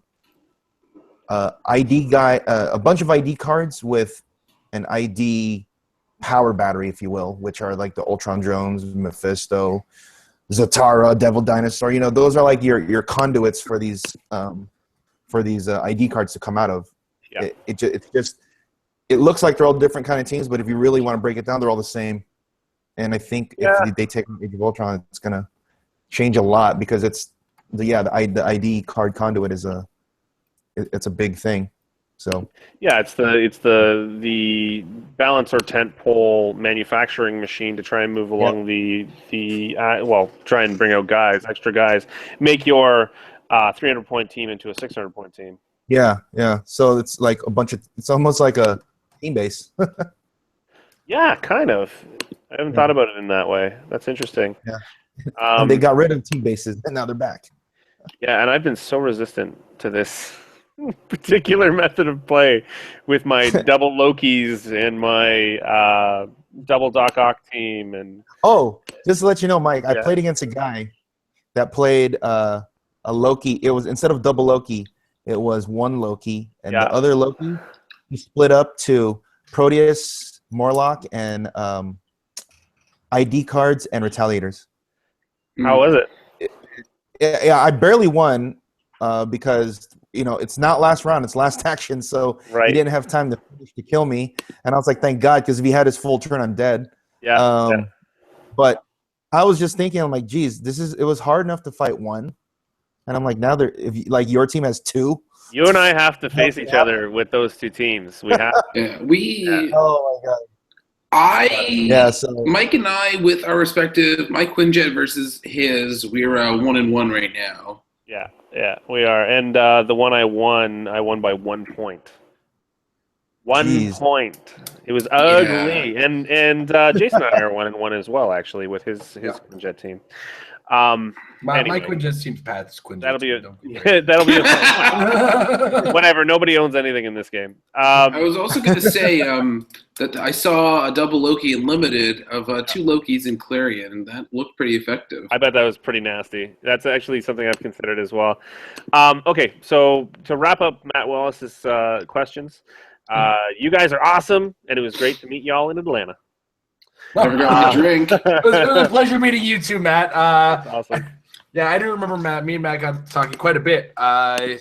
He's a great person, and I love meeting everybody in person. Seeing all the faces that comment on the YouTube and on the Facebook. It's great to attach faces to the names. Yeah, it's a great way to connect, isn't it? The only problem with that is sometimes I'll be like, because they'll come up to you and they'll like address you by name, and I'm like, oh God, have I already met you, or you just know me because of stuff? It's like, You know what? and you don't know if you're supposed to know their Okay. name, and it's like, oh goodness. No, you're not the only one at this point. Same thing happens to me. They talk to me like I'm a friend. It's the way we talk. We talk like we're friendly. I feel bad, Like, too. us. It's like I don't know. And it's a matter of as well because they comment on the Facebook and on the YouTube and on the in the chat here. It's it's a thing that just we're all so personal. We forget that we haven't met yet. So I'll flat out just be like, awesome, great to meet you. What's your name? And then if it's a name that triggers from a name I've seen in the comments, like, you've commented on my videos before. How you doing? That's awesome. So we're going to move on here to Charles L. Franklin's question. And he asks, and hi, Charles, once again, you are one of our regulars, so we might as well give you a shout out as well. Out of the new Batgirl OP kit, which one would you want to play with? So I'm trying to pull them up here. We'll start with Jason. I haven't had a deep look at them because I've been so focused on the ROC. Yeah. I believe one of them is here. We're right on the front there. I'm a fan of Cassandra Cain's character and everything like that. I think I'd really get into that. So Black Bat's really interesting. to me. Mhm. I mean, I know she's not ID card worthy, but 75 points, charge, a bunch of improved movement, ignores characters. She's Yep. traded with Flurry, Leap, Climb, and Super Senses. So she's got the willpower to go with the Super Senses and the Charge Flurry. Battle Fury to ignore those shape change because everybody's good at rolling shape change against me. I like it. Beginning your turn, she can use Smoke Cloud as a free action, but only place one hidden or terrain marker. Well, she's Batman ally, so she places it on herself. Yep. Yeah, I like Black Bat. The Cassandra Cain bias is there. Stephanie Brown is neat with the prob and 50 points. Yeah, I mean, I'm over talking it because I'm actually learning as we go. And Yeah, just I know you're describing them winging all. it, buddy. It's But, okay. But Black Bat, like after having actually read it, Black Bat's is the one I really want to play with the most. Right. Yeah, I mean that looks the most usable to me as well. Let's see, Pat. What do you think? I mean, the first thing that attracted me to the prob, I was like, that's it. Yeah, Yeah, 50 done. points There's a prob. Cool. Batman family with prob. I'll take it. Flurry on the Black Bat looks pretty good too. Yeah, it does. It looks You know, really good. there's a lot of things. Anything like traded stuff that you can't be outwitted. Like attack I'll powers like take that it. looks pretty crazy. Yeah. So, Yeah, Flurry and Super Senses Yeah. right there, and traded. It's really good. Yeah. I like that a lot. And Precision Strike on top of that. It's pretty awesome. Yeah. Jay? How is any girl or any Batgirl other than Barbara Gordon an acceptable answer? Oh, you loyalist, you. Oh. She's also such a good real girl. I mean, what? You can pop her out, perplex up the Jet's defense every turn. If you have Iron Man, that's already another one. It's a 20. You have Jarvis or Tony Zuko. And then you can give the Jet enhancement every single turn. In addition to the Shield 2 ability that it will have from the Iron Man. It's just so good. And the other Batgirl has prob. I mean, that's not a bad thing to have, but like, it's prob. Like, yeah. Don't yuck prob. That's silly. Yeah. It's not as good as just giving a character enhancement or empower, depending on what you need. That can affect Point. all of your That is characters. really Plus good. one damage doesn't help you hit. Let me tell you that. My name is You're Jason. Yeah, exactly, Jinx. Okay, well, I think we've got our answers at this point. I'm going to move on from here. Let's see. Next up, Christopher Smotherman, another one of our regulars. Big shout out to you, my friend. Do you see anything from the new Turtle set that will show up in ROC Limited? I feel like a lot of it got overlooked due to the excitement over the ROC. So, let's start with Jay on this one. Reddit Tilly having the pass keyword means that she will absolutely be seen, even especially on theme teams, but not even necessarily. She's just so good. I mean, I don't see robots being a good theme to play in limited, just because no ID cards. But I mean, Irma's still good. Right. She's one of the cheaper pluxes in the format that doesn't need a push, and the walking line of fire thing can be good. There's a lot of good stuff in that set. Yeah, there is a fair amount of good. Let's see here. Next up is Pat. What do you think? for sure, Renee Tilly.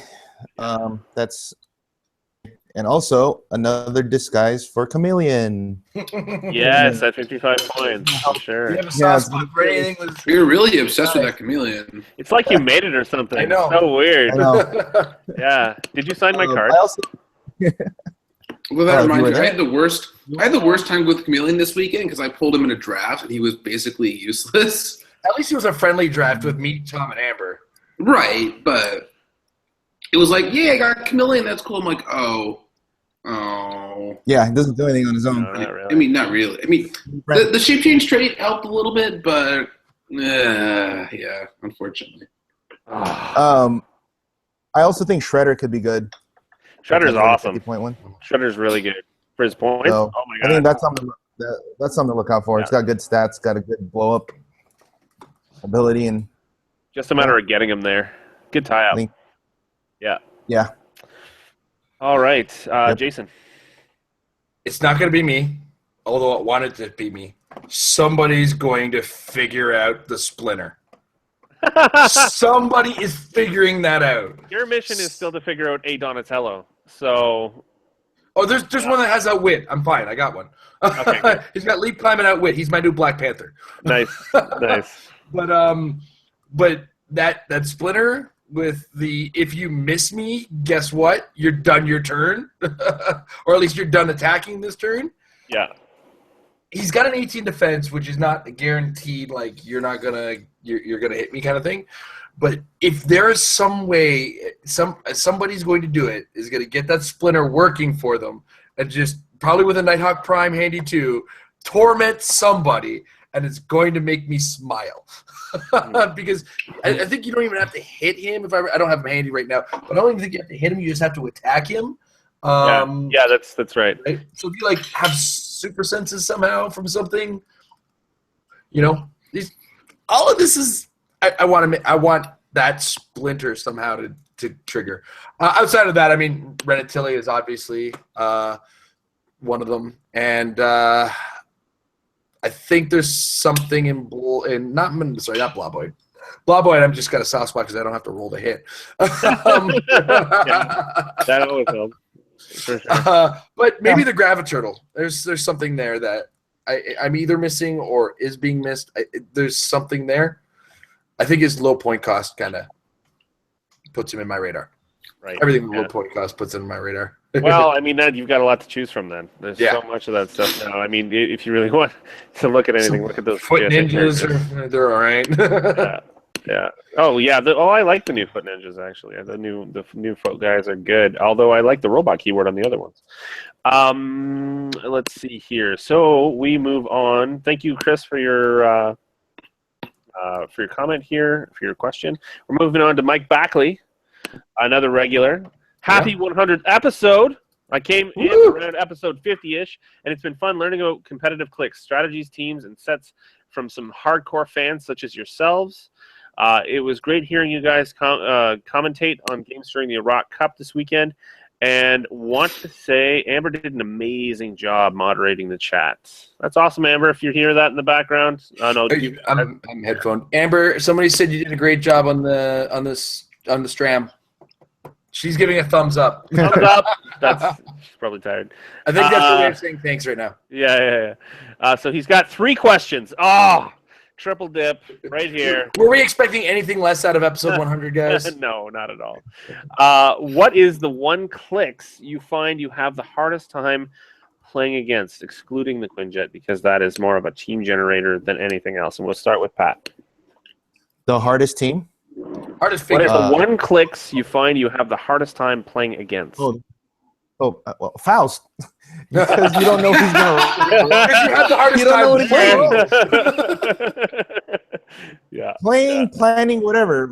Thinking about... Because you can't play a Faust... Okay, so if you're going to plan against it, your best bet is, okay, can I hit him before he rolls something relevant? Which you can't... It's really hard to do that.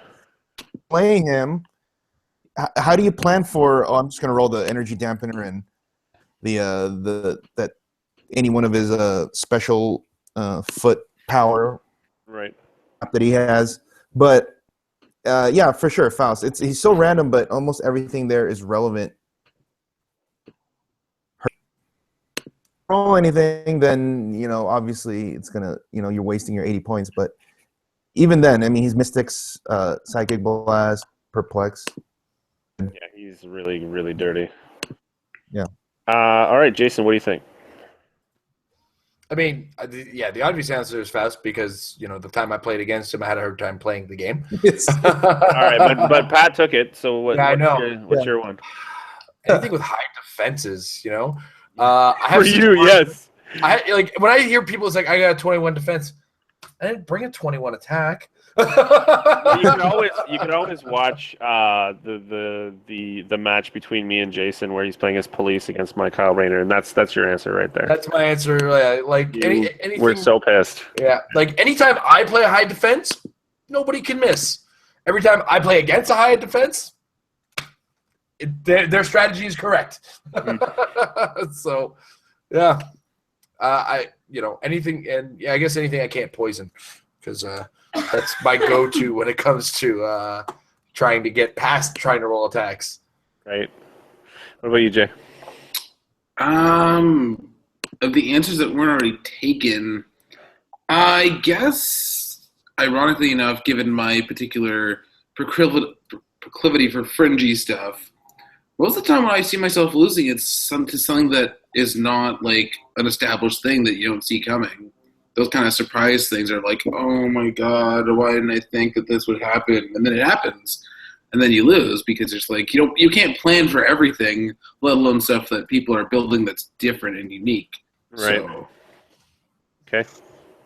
That's fair enough.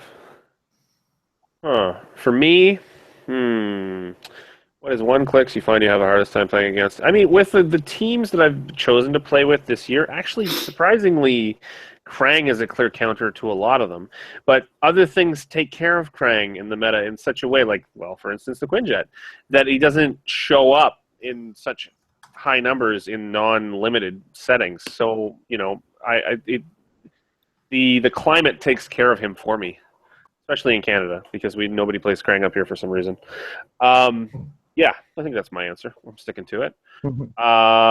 Question number 2 is, what accomplishments do you still want to achieve in Heroclix? I would like to win Worlds and Rock Worlds and the Canada Cup and the WizKids Canadian Nationals, and I would like to win Provincials again. Okay, now it's your turn, Jay.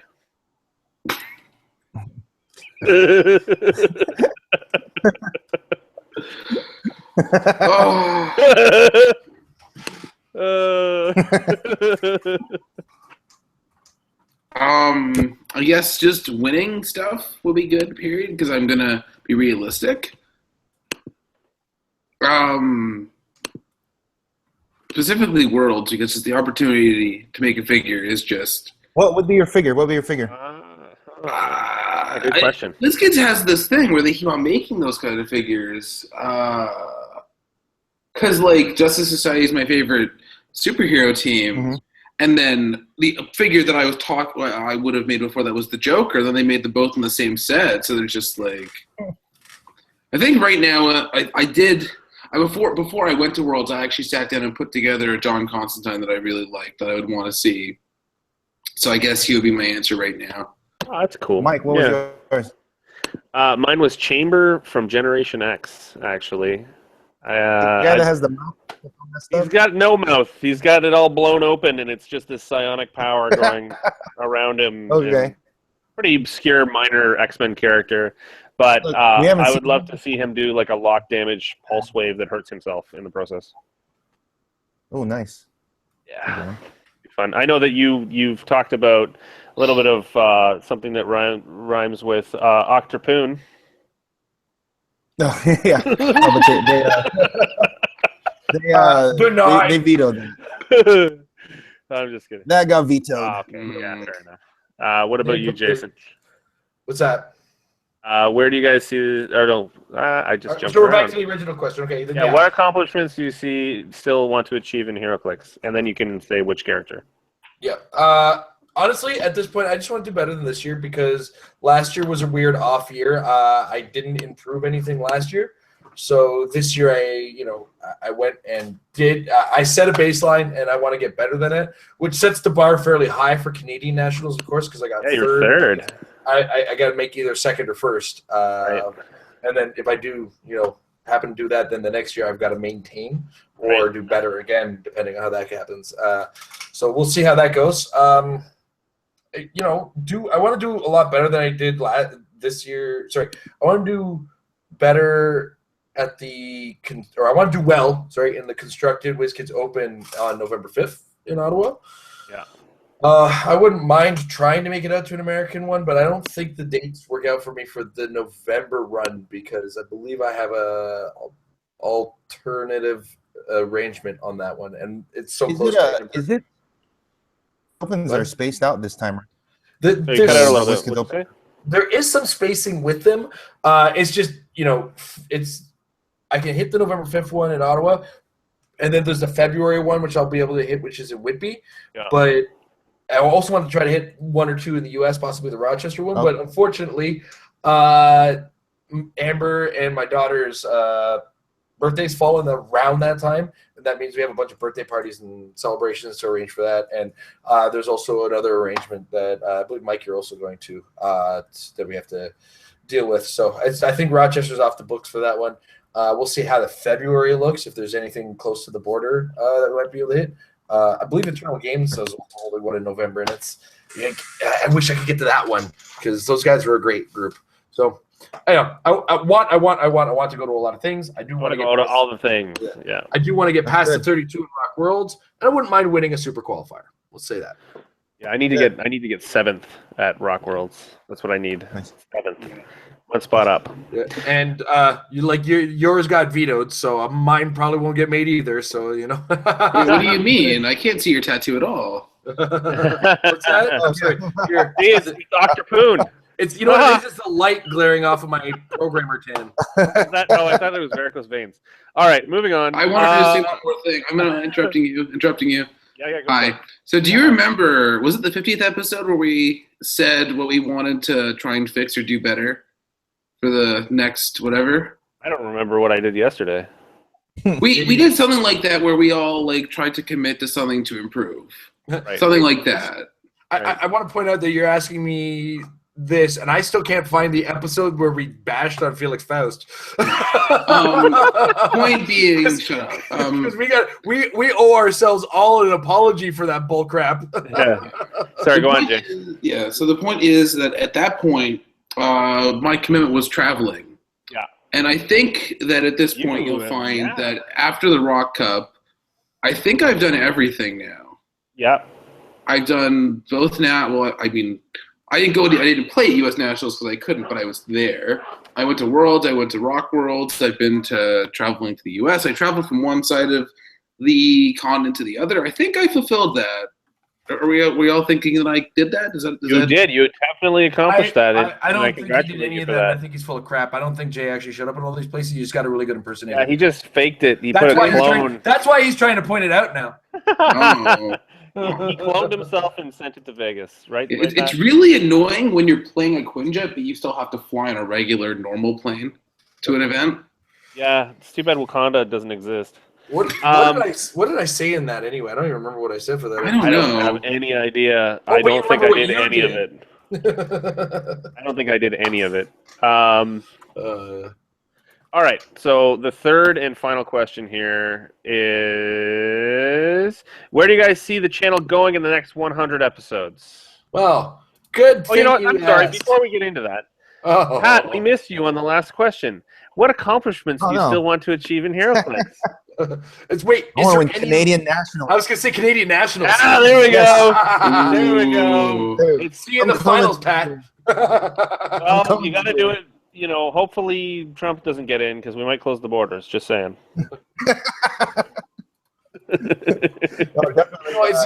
I want to win a Nationals of something. Yeah, that would be good. Yeah. All right. So moving on to that last question, where do you guys see this channel going in the next 100 episodes? And we will start with Jason. Well, I'm glad that question is being asked because we're hitting what I like to call a renovation time. After this episode, this week is going to be a little bit of rough and tumble for getting content out because we don't have any pre-film. We'll try to get a little bit of content out this week, but starting the next week, we're hoping to A, be back on schedule, B, change a few things around with regards to how we're presenting the shows, and I'm trying to just refocus things. Lost track of a lot of things, been a little lax on some others because of all the distractions with what was the upcoming honeymoon, what was the upcoming Rock World Cup, the time Heroclix Worlds, all kinds of weird things. I also have something coming up on Thursday that also may make me full of crap.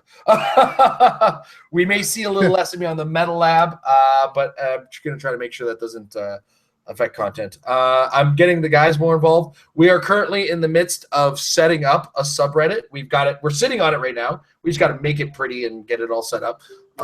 And then we've got a Twitch account that we're also sitting on to start doing live streams with our patrons starting next month. Once the payments all go through for our patrons, we'll see the first of the $35 patrons getting a chance to play a game with me over a live stream. So we're changing a bunch of things for the channel. As far as this show is concerned, I don't think we can do much in the way of changing outside of keeping on top of the game, keeping on top of the news. Hopefully, our relationship with WizKids keeps up as far as the channel is concerned, and we can get some more, product review for you guys, so we can do things like our early unboxing for Ninja Turtles, possibly other sets, right? Yeah. So we're gonna keep on as we are. Hopefully, things continue to maintain getting better, and we're gonna go from there. Always forward and always spinning. Always spinning. Yeah. As for this show in particular, I know that Jason briefly touched on it there, but we're going to be breaking out individual regular components to the show as well, or segments, as you would call it in the show business. And that will be revealed in our next episode. What those pieces are going to look like. And rotating cast as well, so that the shows are a little bit tighter, a little bit more concise, but overall, it's ultimately going to be quality versus quantity. Yeah. All right, Jay, did you have anything to add to that, or are we good to go? Move on. Hopefully, with that rotation, you'll see less of me, so that'll be good. Wow, that's some nice self-effacing stuff there. Moving on. Mike Backley's last remarks are: love all the content and keep up the fantastic work. Thank you very much, Mike. And keep on watching. All right. Guess who we have once again? Well, it's time for Chris Stockhouse Part 2, because we live in he's got a second one in there. And we do speak some French. No, not really. So the second question / suggestion is: should the ROC start an active points scored sheet that each player has access to write and see to keep track of how many points are scored? That way you don't forget to score points when you KO a piece with an ATA. What do you think, Pat? Dude, that's wow! I feel like that's a perfect segue. So in the final match, or that I played in top 4, I played. So I brought out a sheet, Ed, and knowing how he is, I brought out the sheet and I put a or and like my name and his name, and then I put a little score tally, and he's like, "What's that for?" And I said, "Well, ask me what's the score, and we're gonna check each other's points throughout the game. So how about we just mark each time we score something?" And he said, "Oh, that's a good idea. I don't know. I haven't thought about this before." It made it a lot easier because each time I called in an ID card, he would mark down 5 for him. I bet it saved time at the end of the match as well. Yeah, it's close. We just look at it and you just add the points instead of having to go, how many ID cards did you take out? What did I KO? And then I got to add it all up, and then that takes time. It was something that's very simple because it's weird because in other games they actually do this. They have a score sheet so you know what the actual score is. Right. Not only is it just efficient, but it's also there's going to be no discrepancy if you both write it down at the same time. Right. So there could be like, no, you called this in. No, you called no, it's right here. We haven't written it down. So would that be a separate sheet or would it be an addendum to the current sheet? I don't know, but what we did, we just flipped over our the sheet that you sign in. They give you your match slip where you put in your score and who won. We just flipped that over and just started keeping track. I actually did that in my top 8 match as well because the guy who I played, Drew Warren, had a discrepancy with Wes Summers. Right. Drew, because due to time constraints, Wes was trying to ask Drew really quick, how many points do I have from you? And Drew added it up and it said it was this much. And then Wes said, well, you got this. So they looked at the score and Wes was like, okay, well, I only need to KO this guy and then I win. I think he KOs the guy and then it's like, oh, so I should win. And said, okay, well, let's add up the points. They add up the points. Well, when they re-added it, Drew had more points than him. So Wes tried to call the judge over and was like, hey, we thought the score was this, so what do we do? And the judge said, well, you just have to add it at the end. That's what it is. And so because of that, I felt bad for Wes because, Drew didn't mean anything by it, and time was running out. So it just so happened that, Wes kind of got screwed on that. But when we played, I brought out the sheet, and Drew was like, oh, thank God. Let's keep track of the score, because he's like, I don't want what happened last round to happen this round. Right.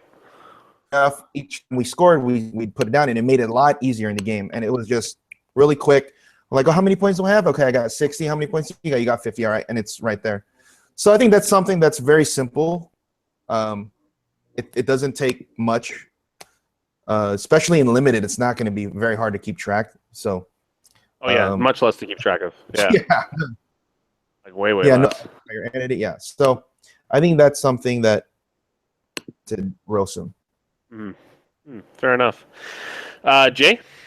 As a Quinjet player, that is so valuable. Just keep track of your own points, because it's like, I have no idea what the score is right now. Who's winning? I don't know. Do you know? Who knows? It takes like 10 minutes afterwards just to figure shit out. Like I saw in the when Tom was playing Isaac in Swiss in the finals, they ended up having a surprising result at the end of it. It's just after you tally everything up in ID cards and just incidentals. A good example would be our game where I won by 1 point, because you actually thought that you were ahead, and I thought you were ahead actually. Yeah. Part of it. And so I was acting like, I got to get to you and kill that one last thing, and then I realized 2 minutes before the end of the match that I was ahead.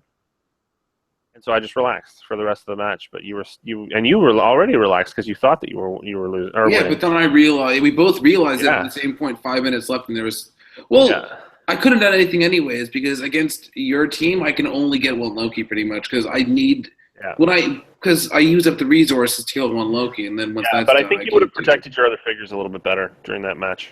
I think because I didn't theme prob an attack, because you killed my Red Wings. I didn't theme prob that. Might have done that differently. Yeah, fair enough. Jason, welcome back. We've got where do you guys? No, let's see here. Sorry, it's Chris Taco's second question. As far as score sheets. Yeah, the score sheets. Yeah. Honestly, and I know Pat's comfortable with it. The same reasons I'm comfortable with it is that Versus and Magic the Gathering thing, where that's how everybody tracks it. Sure, Magic gives out those nice little D20s, but nobody does that in the tournaments. They do it with paper and pen and paper, right? Yeah. I mean, you track yours, you track your opponents. I think it's reasonable as long as what's being written down is exclusive to points. But, at the same time, it's can you really call somebody? I was like, he wrote down how many clicks of damage he did to characters. I agree with it. I agree with keeping a score tally 100%. And I would totally accept it. Mm-hmm. Yeah, I agree as well. I think it'll only make the game more clear, add clarity to it, and avoid conflict. The only concern I have for it is a personal mental one, because I play 90% of games where I feel like I'm down, and at the end's like, oh, I did win. What the hell? I have seen that look on your face several times. One of them I wooed at. Like, woo! Oh, the last one. Yeah, that's right. Okay, I can't believe it did it. Yeah, it was great. All right, we're going to move on. We've got Chip Barnett's question, which is, what was the whole build sheet debacle shenanigans at ROC World Cup all about? Now, this is the big thing here. We're going to keep it really clean. We're going to be, fairly kind about the whole thing, but we will address it. So, and he has a second part to this, but let's address this first part here. And we'll start with Jason. All right. So, and here's the thing I have to lead in with. I wasn't there. I don't know all the facts. Everything I got is side stories. So when you hear from Pat or possibly Jay, I don't know how close you guys were to the situation. I'm a spectator at best to the gossip as opposed to being a part of the thing. Now, my understanding, of course, is that somebody was being goofy with their build sheet in the second round, wrote that their team was a theme team, but wrote some zeros where, things were, et cetera, et cetera. And it, because he wrote a theme team that was pretty legitimate, he wrote that it was a cosmic one. Again, this is what I've heard, not necessarily fact. It got him and the player before him, or the player he played beforehand, a disqualification because what they were doing in this case is build errors and whatnot. Not only was a player with the build error being disqualified, but any player that they played against that got to that round.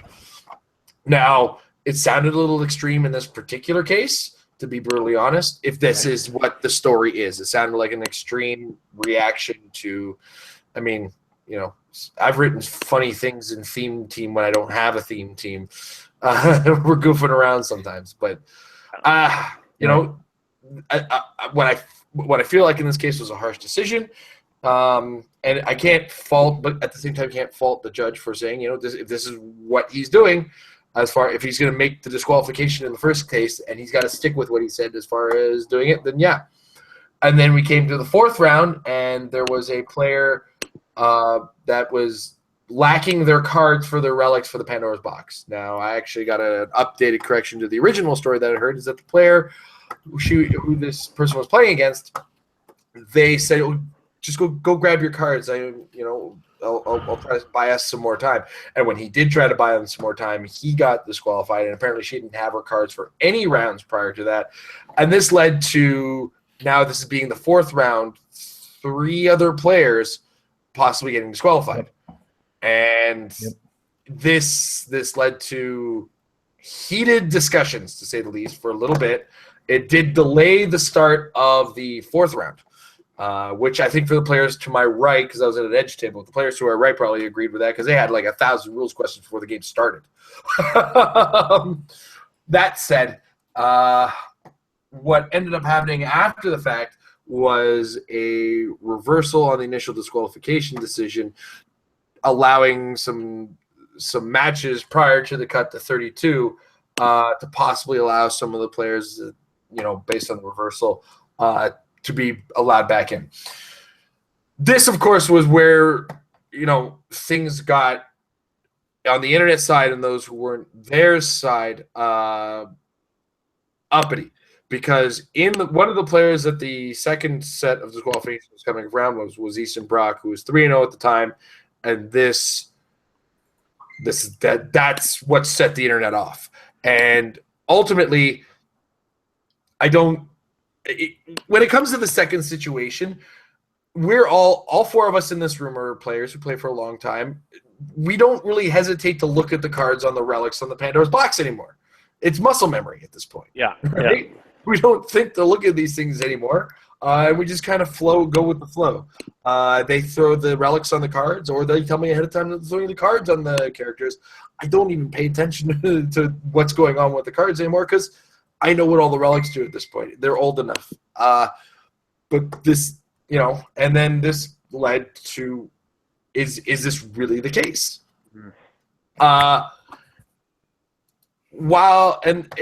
It's really tough to have a specific opinion because 1, I wasn't involved. B, I was there.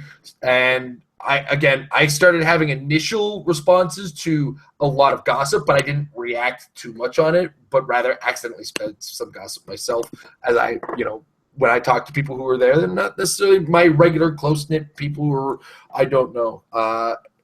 Either way, it's led to a lot of debate in regards to what's going on.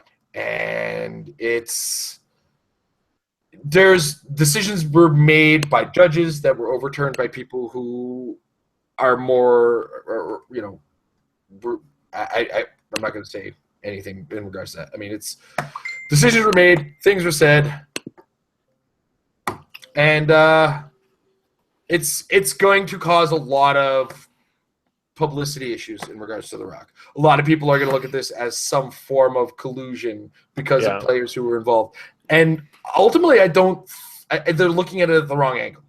Right. And the real angle to be looking at it is, were the punishments just for what was going on in the first place versus, oh my gosh, they overturned it because of this. Right. I think the discussion to even overturn the first ones was already begun. That's my understanding. But, I mean, again, and I'm gonna preface and postface this. Everything you're getting from me is third-hand, fourth-hand information. I heard from a person, heard from a person, heard from a person. So I can't have a full-blown opinion or a full-blown reaction to it. But I do understand if you're looking from a certain side of things, how this starts to look. And I don't think it is the way it looks. It's just how things go. Yeah, it's a little screwed up. I'm in the same boat as Jason. It's third, fourth hand information, and so I'm not even going to comment. What I am going to do though is pass it over to Pat, who has probably more first hand information. So Pat, Well, take it away. Jason actually covered most of it. I'm basically in the same. We were sitting down. So let's start with Terry, the head judge, at the very beginning of the event. Basically said, all right, guys, you need to double check, triple check, blah, blah, blah.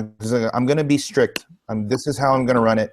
If you mess up, we're going to have to DQ you, whatever. Yeah. Whether or not that's the right punishment for like simple, errors in your sheet versus actually trying to cheat, right, is different. But he had made his decision in the beginning.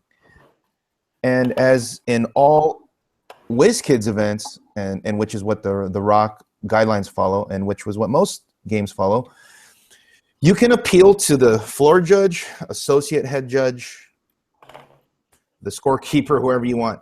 But once you appeal to the head judge and he makes a decision, it is final.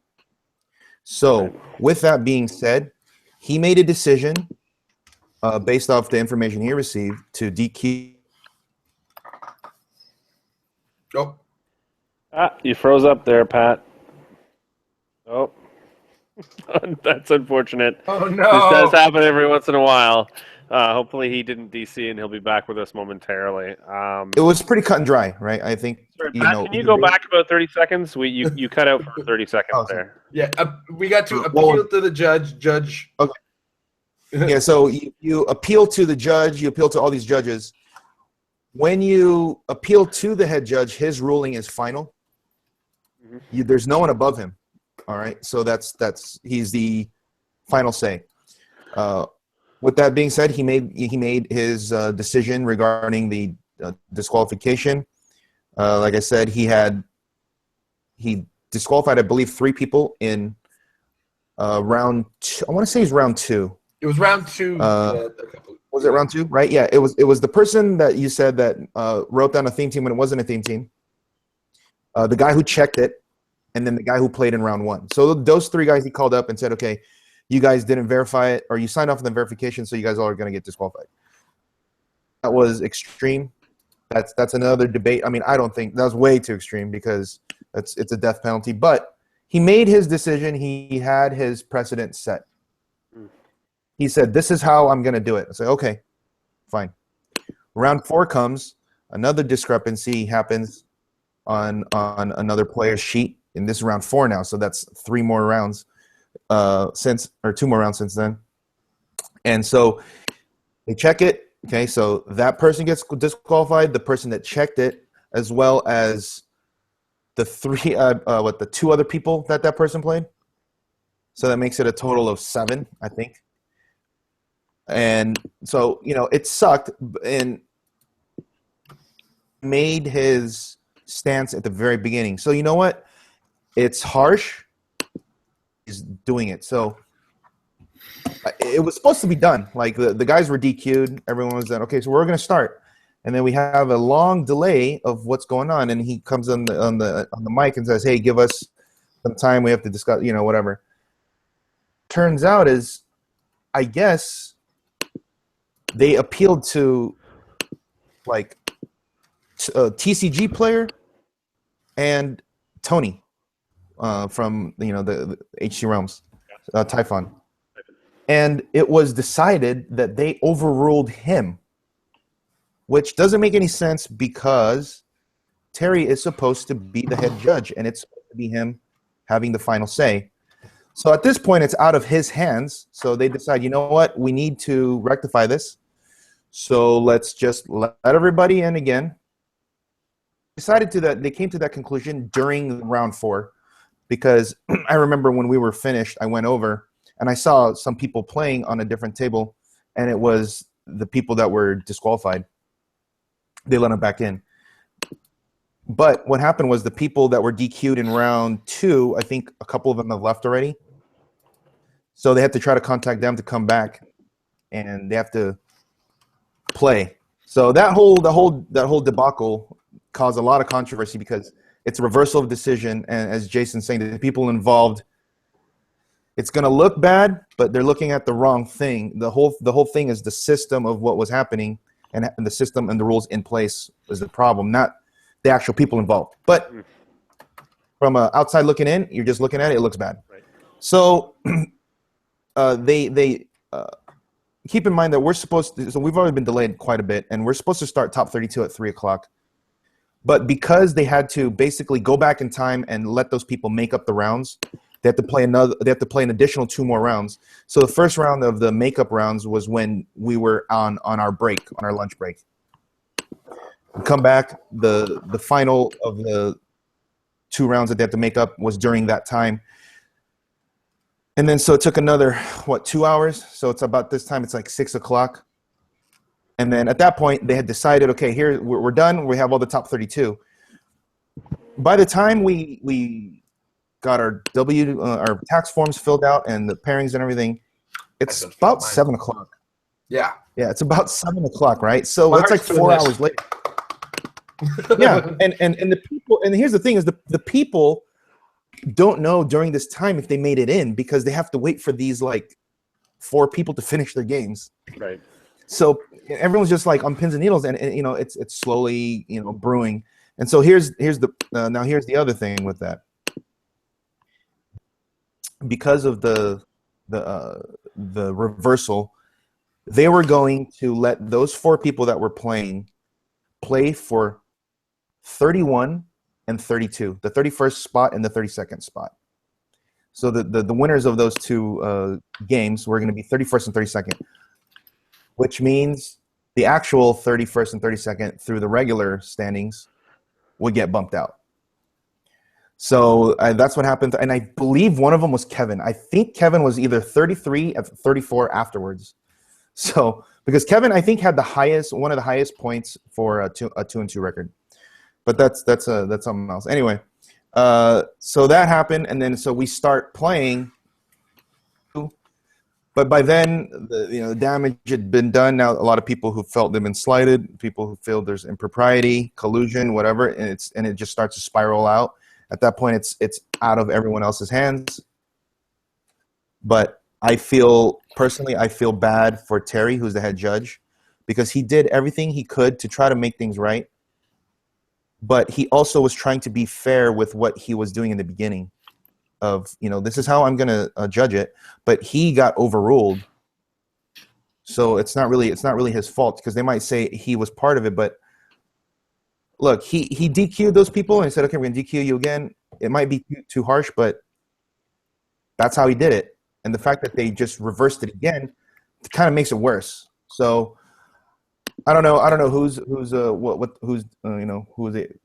one who overturned it from him, but I do know that Terry did get a lot of the flack for it, because he was the head judge that actually overturned it. Yeah. And that's not fair. That's not fair. Yeah, Terry was doing a great job. It was hard enough as it was, because, I mean, the poor guy had to call out seat numbers the whole weekend. He was organizing all these tournaments, and he was doing the best he could with what he had. And he, like he said, I remember him saying in the beginning, if there's a build error, this is how it goes down. Yep. Such a thankless job, like that being that guy is so tough.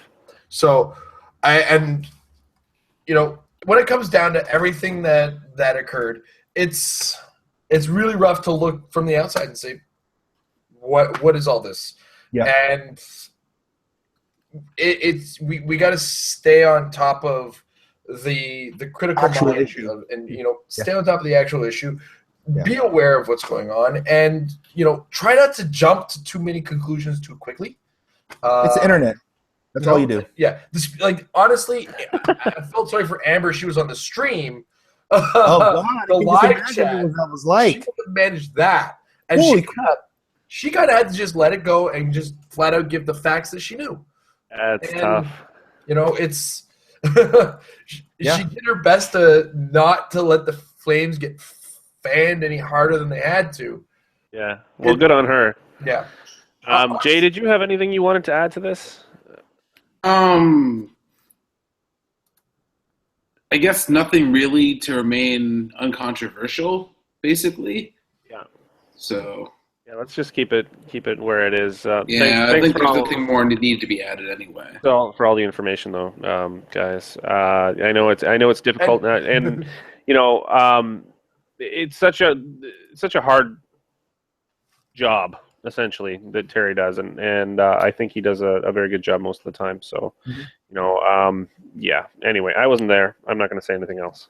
And as a final note for the channel, just sorry to jump on you there. No. This is the last this comes up. This is no longer a We're not topic. talking about this anymore. It's over, guys. Rock carries on.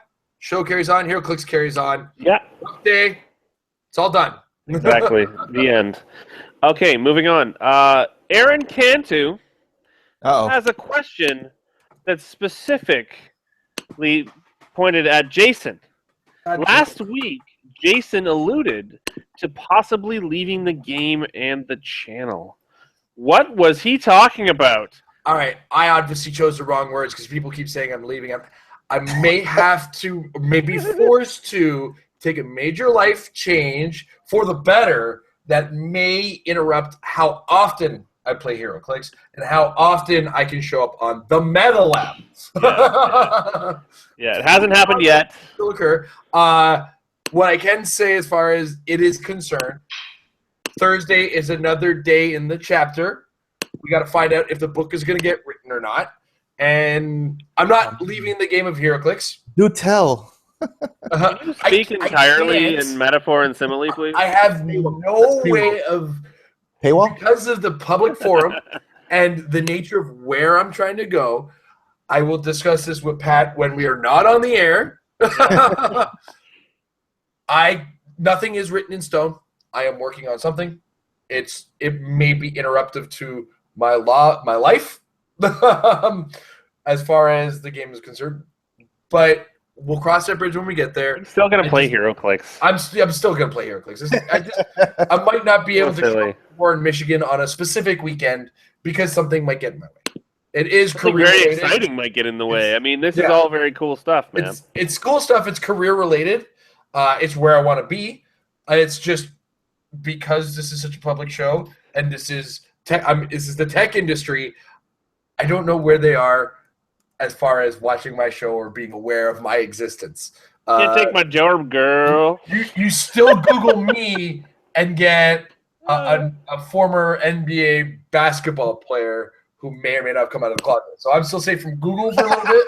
Right. That's the best, man. That's a good one. That's a good one, dude. I like that one. Oh my God. Have a twin. You have a twin, right? Oh, well, yeah. He's a black gay twin. Brother who's about a foot taller than me and black. Sweet. All right. Well, thanks for that, Jason. That's a clarification. I may have used the incorrect wording on that one. So right. Okay. Well, anyway, moving on. We have a final question from Facebook. We're going to move on to the YouTube questions after this. But the final question is the double dip from Diego Pinto de Luz.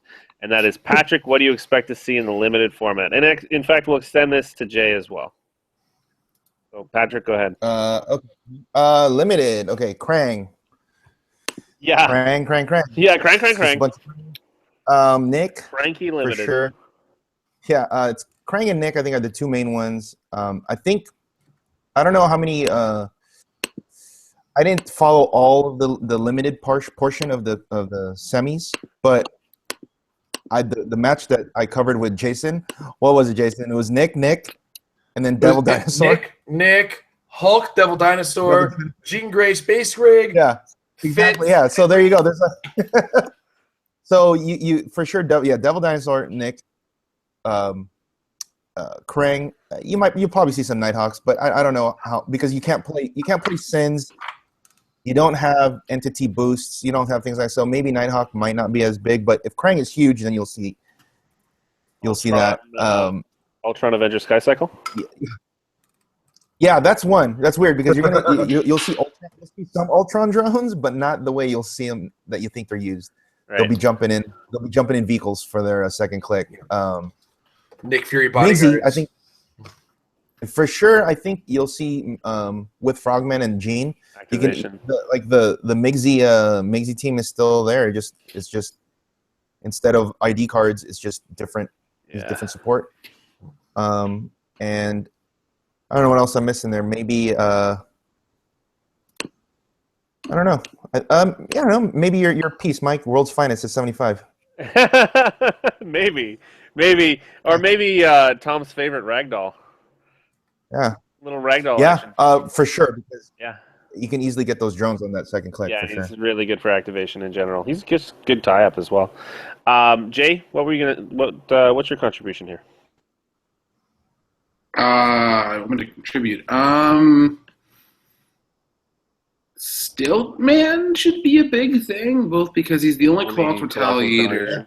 There you go. His dial is annoying, and also he's one of the few Colossals in terms of carrying. So he's one of the few pieces that can carry Double Dinosaur. Yeah. Are there any giant flyers right now? This is funny because you say that. Technically, Krang could be a giant flyer because he can pick wing symbol with his attack power, which nobody has ever done that. Only Literally 270. never. 270 for those two. Yeah. That's awesome. Yeah, no, you're going to see a lot. It's going to be a very cranky limited for sure. All right, moving on. Jason, it's all you, buddy. You're going to take it away with the YouTube questions before we get to the end. So while we were in there, David Gosselman does. This is my favorite one. This is a goofy one. Should I bring more booze next time? Also, anyone up for some Kentucky moonshine? So the day of the Critical Clicks cast, Dave did happen to have some booze, and I think him and one other person made good on their "I'm going to buy you a drink." So my liver was saved because of you, but not much considering me and David got quite tipsy that day. So yes, bring more booze next time because you might have to pick up the pace for everybody else. Hey Jason, are you still drunk? What's that? Actually, I sobered up by about midway through Sunday, but that was from New Orleans and Dave.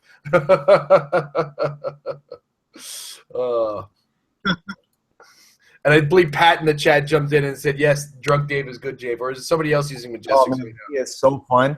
He is so fun. Yeah. It's so funny. He was a riot. All right, we're getting into the real questions. Jose Rodriguez, what drives you all to play Heroclix, and what keeps you guys playing? I used to play a lot at the start, but slowly lost my drive. I've had points where I've lost my drive. Usually it's just it actually turns out to just me being a sore loser. Sometimes that's the case. And I love the strategy of building, the strategy of placement, the strategy of the game. I love thinking and everything about this game. And that's part of what keeps me playing it. I mean, the pricing is cool. The idea of all this stuff is neat. And my God, am I reinvigorated by these Ninja Turtles.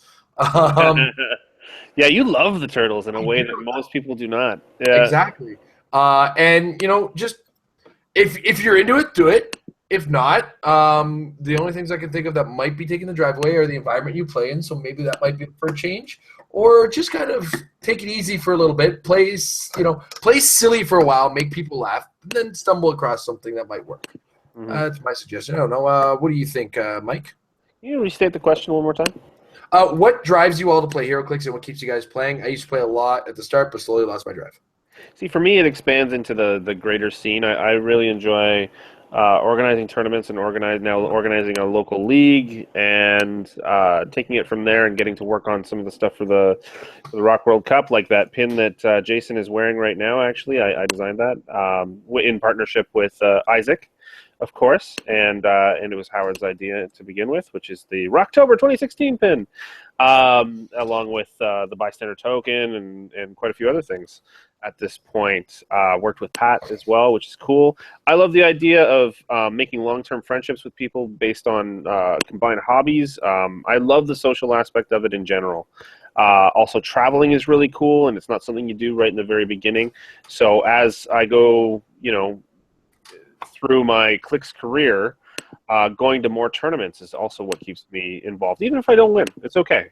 Going and having fun and watching enjoying, like gleaning enjoyment or just enjoyment from watching your friends win, or from watching people that you've followed win, like Pat, for instance. All of that is good for me and nourishes me and makes me want to be here and play more Clix. Yep. Pat? Well, I'm a competitive person to begin with. So you are? Anything that can, yeah, I know, right?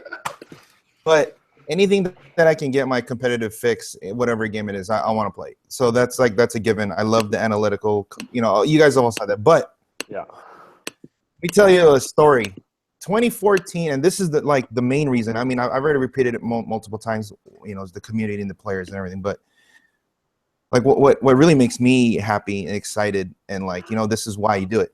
2014, I go to Canada, right? We go to the Nationals. Kevin and I go over there, and who do I see?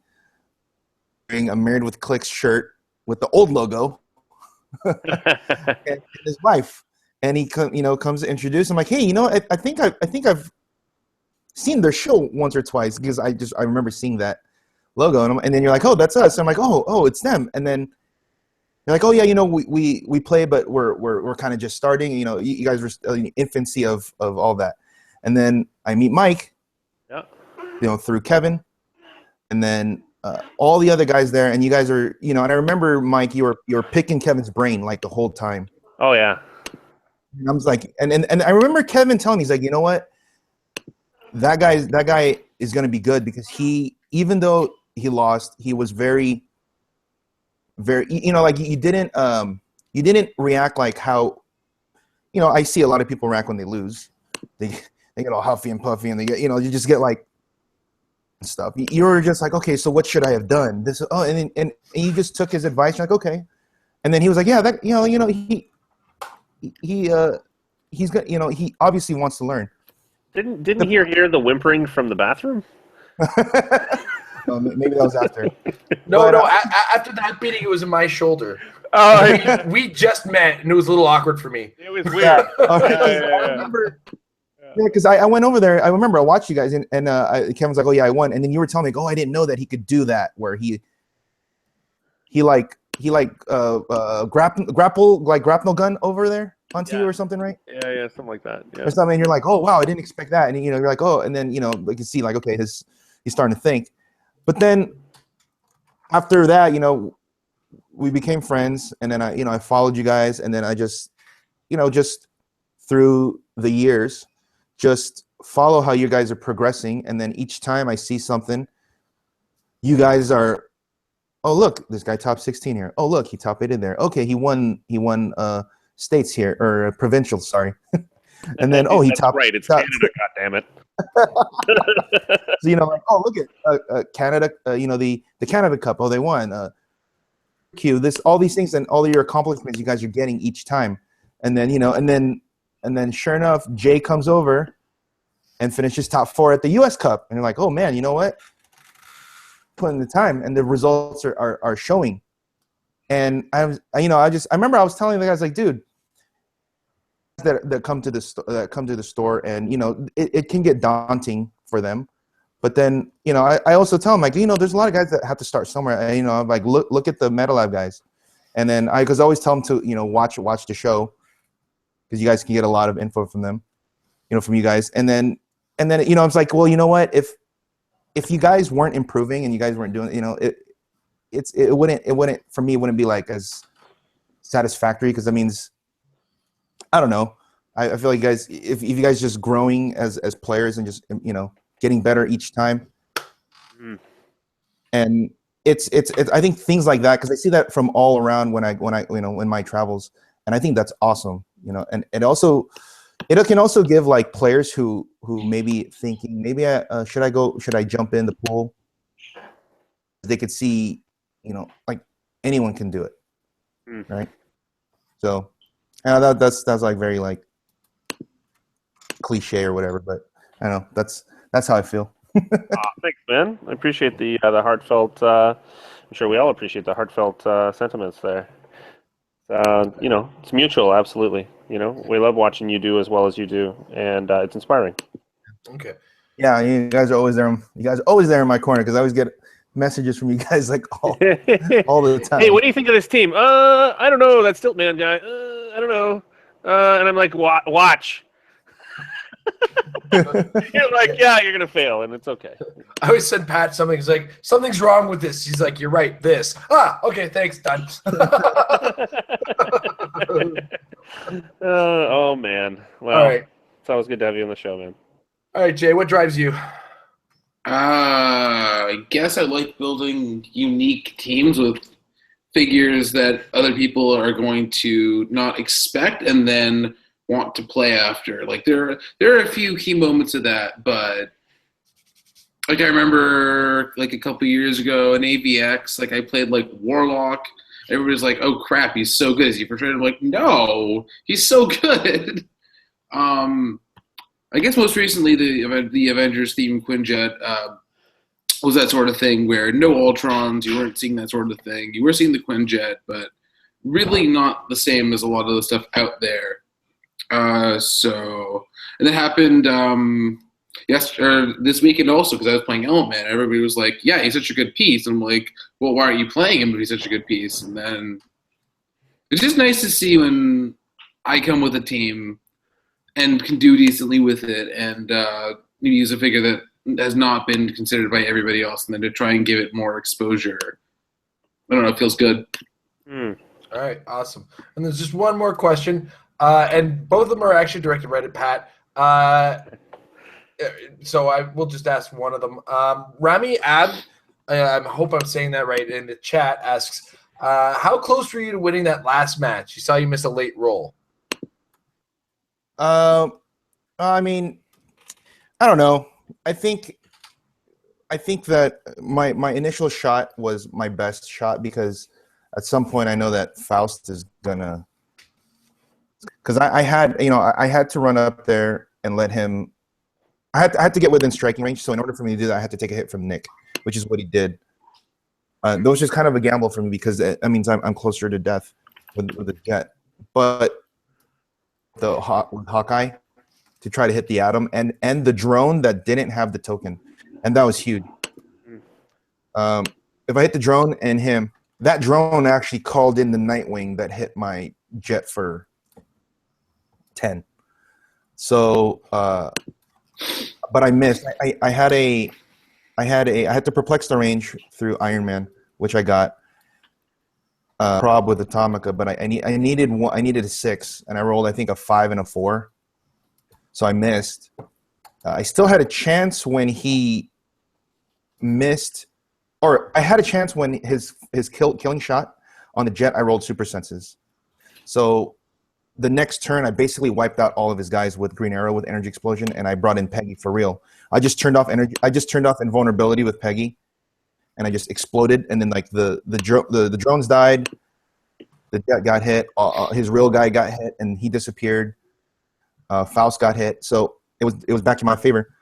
But and then on his turn, he had a chance to finish again, but he got a little bit greedy because all he had to do, and he was thinking about this, was if he pulse waved with Black Canary on the whole team, including his guys, he wins the game. He would hit his jet for 1. He would hit Jarvis for 1. He would hit Faust for 1.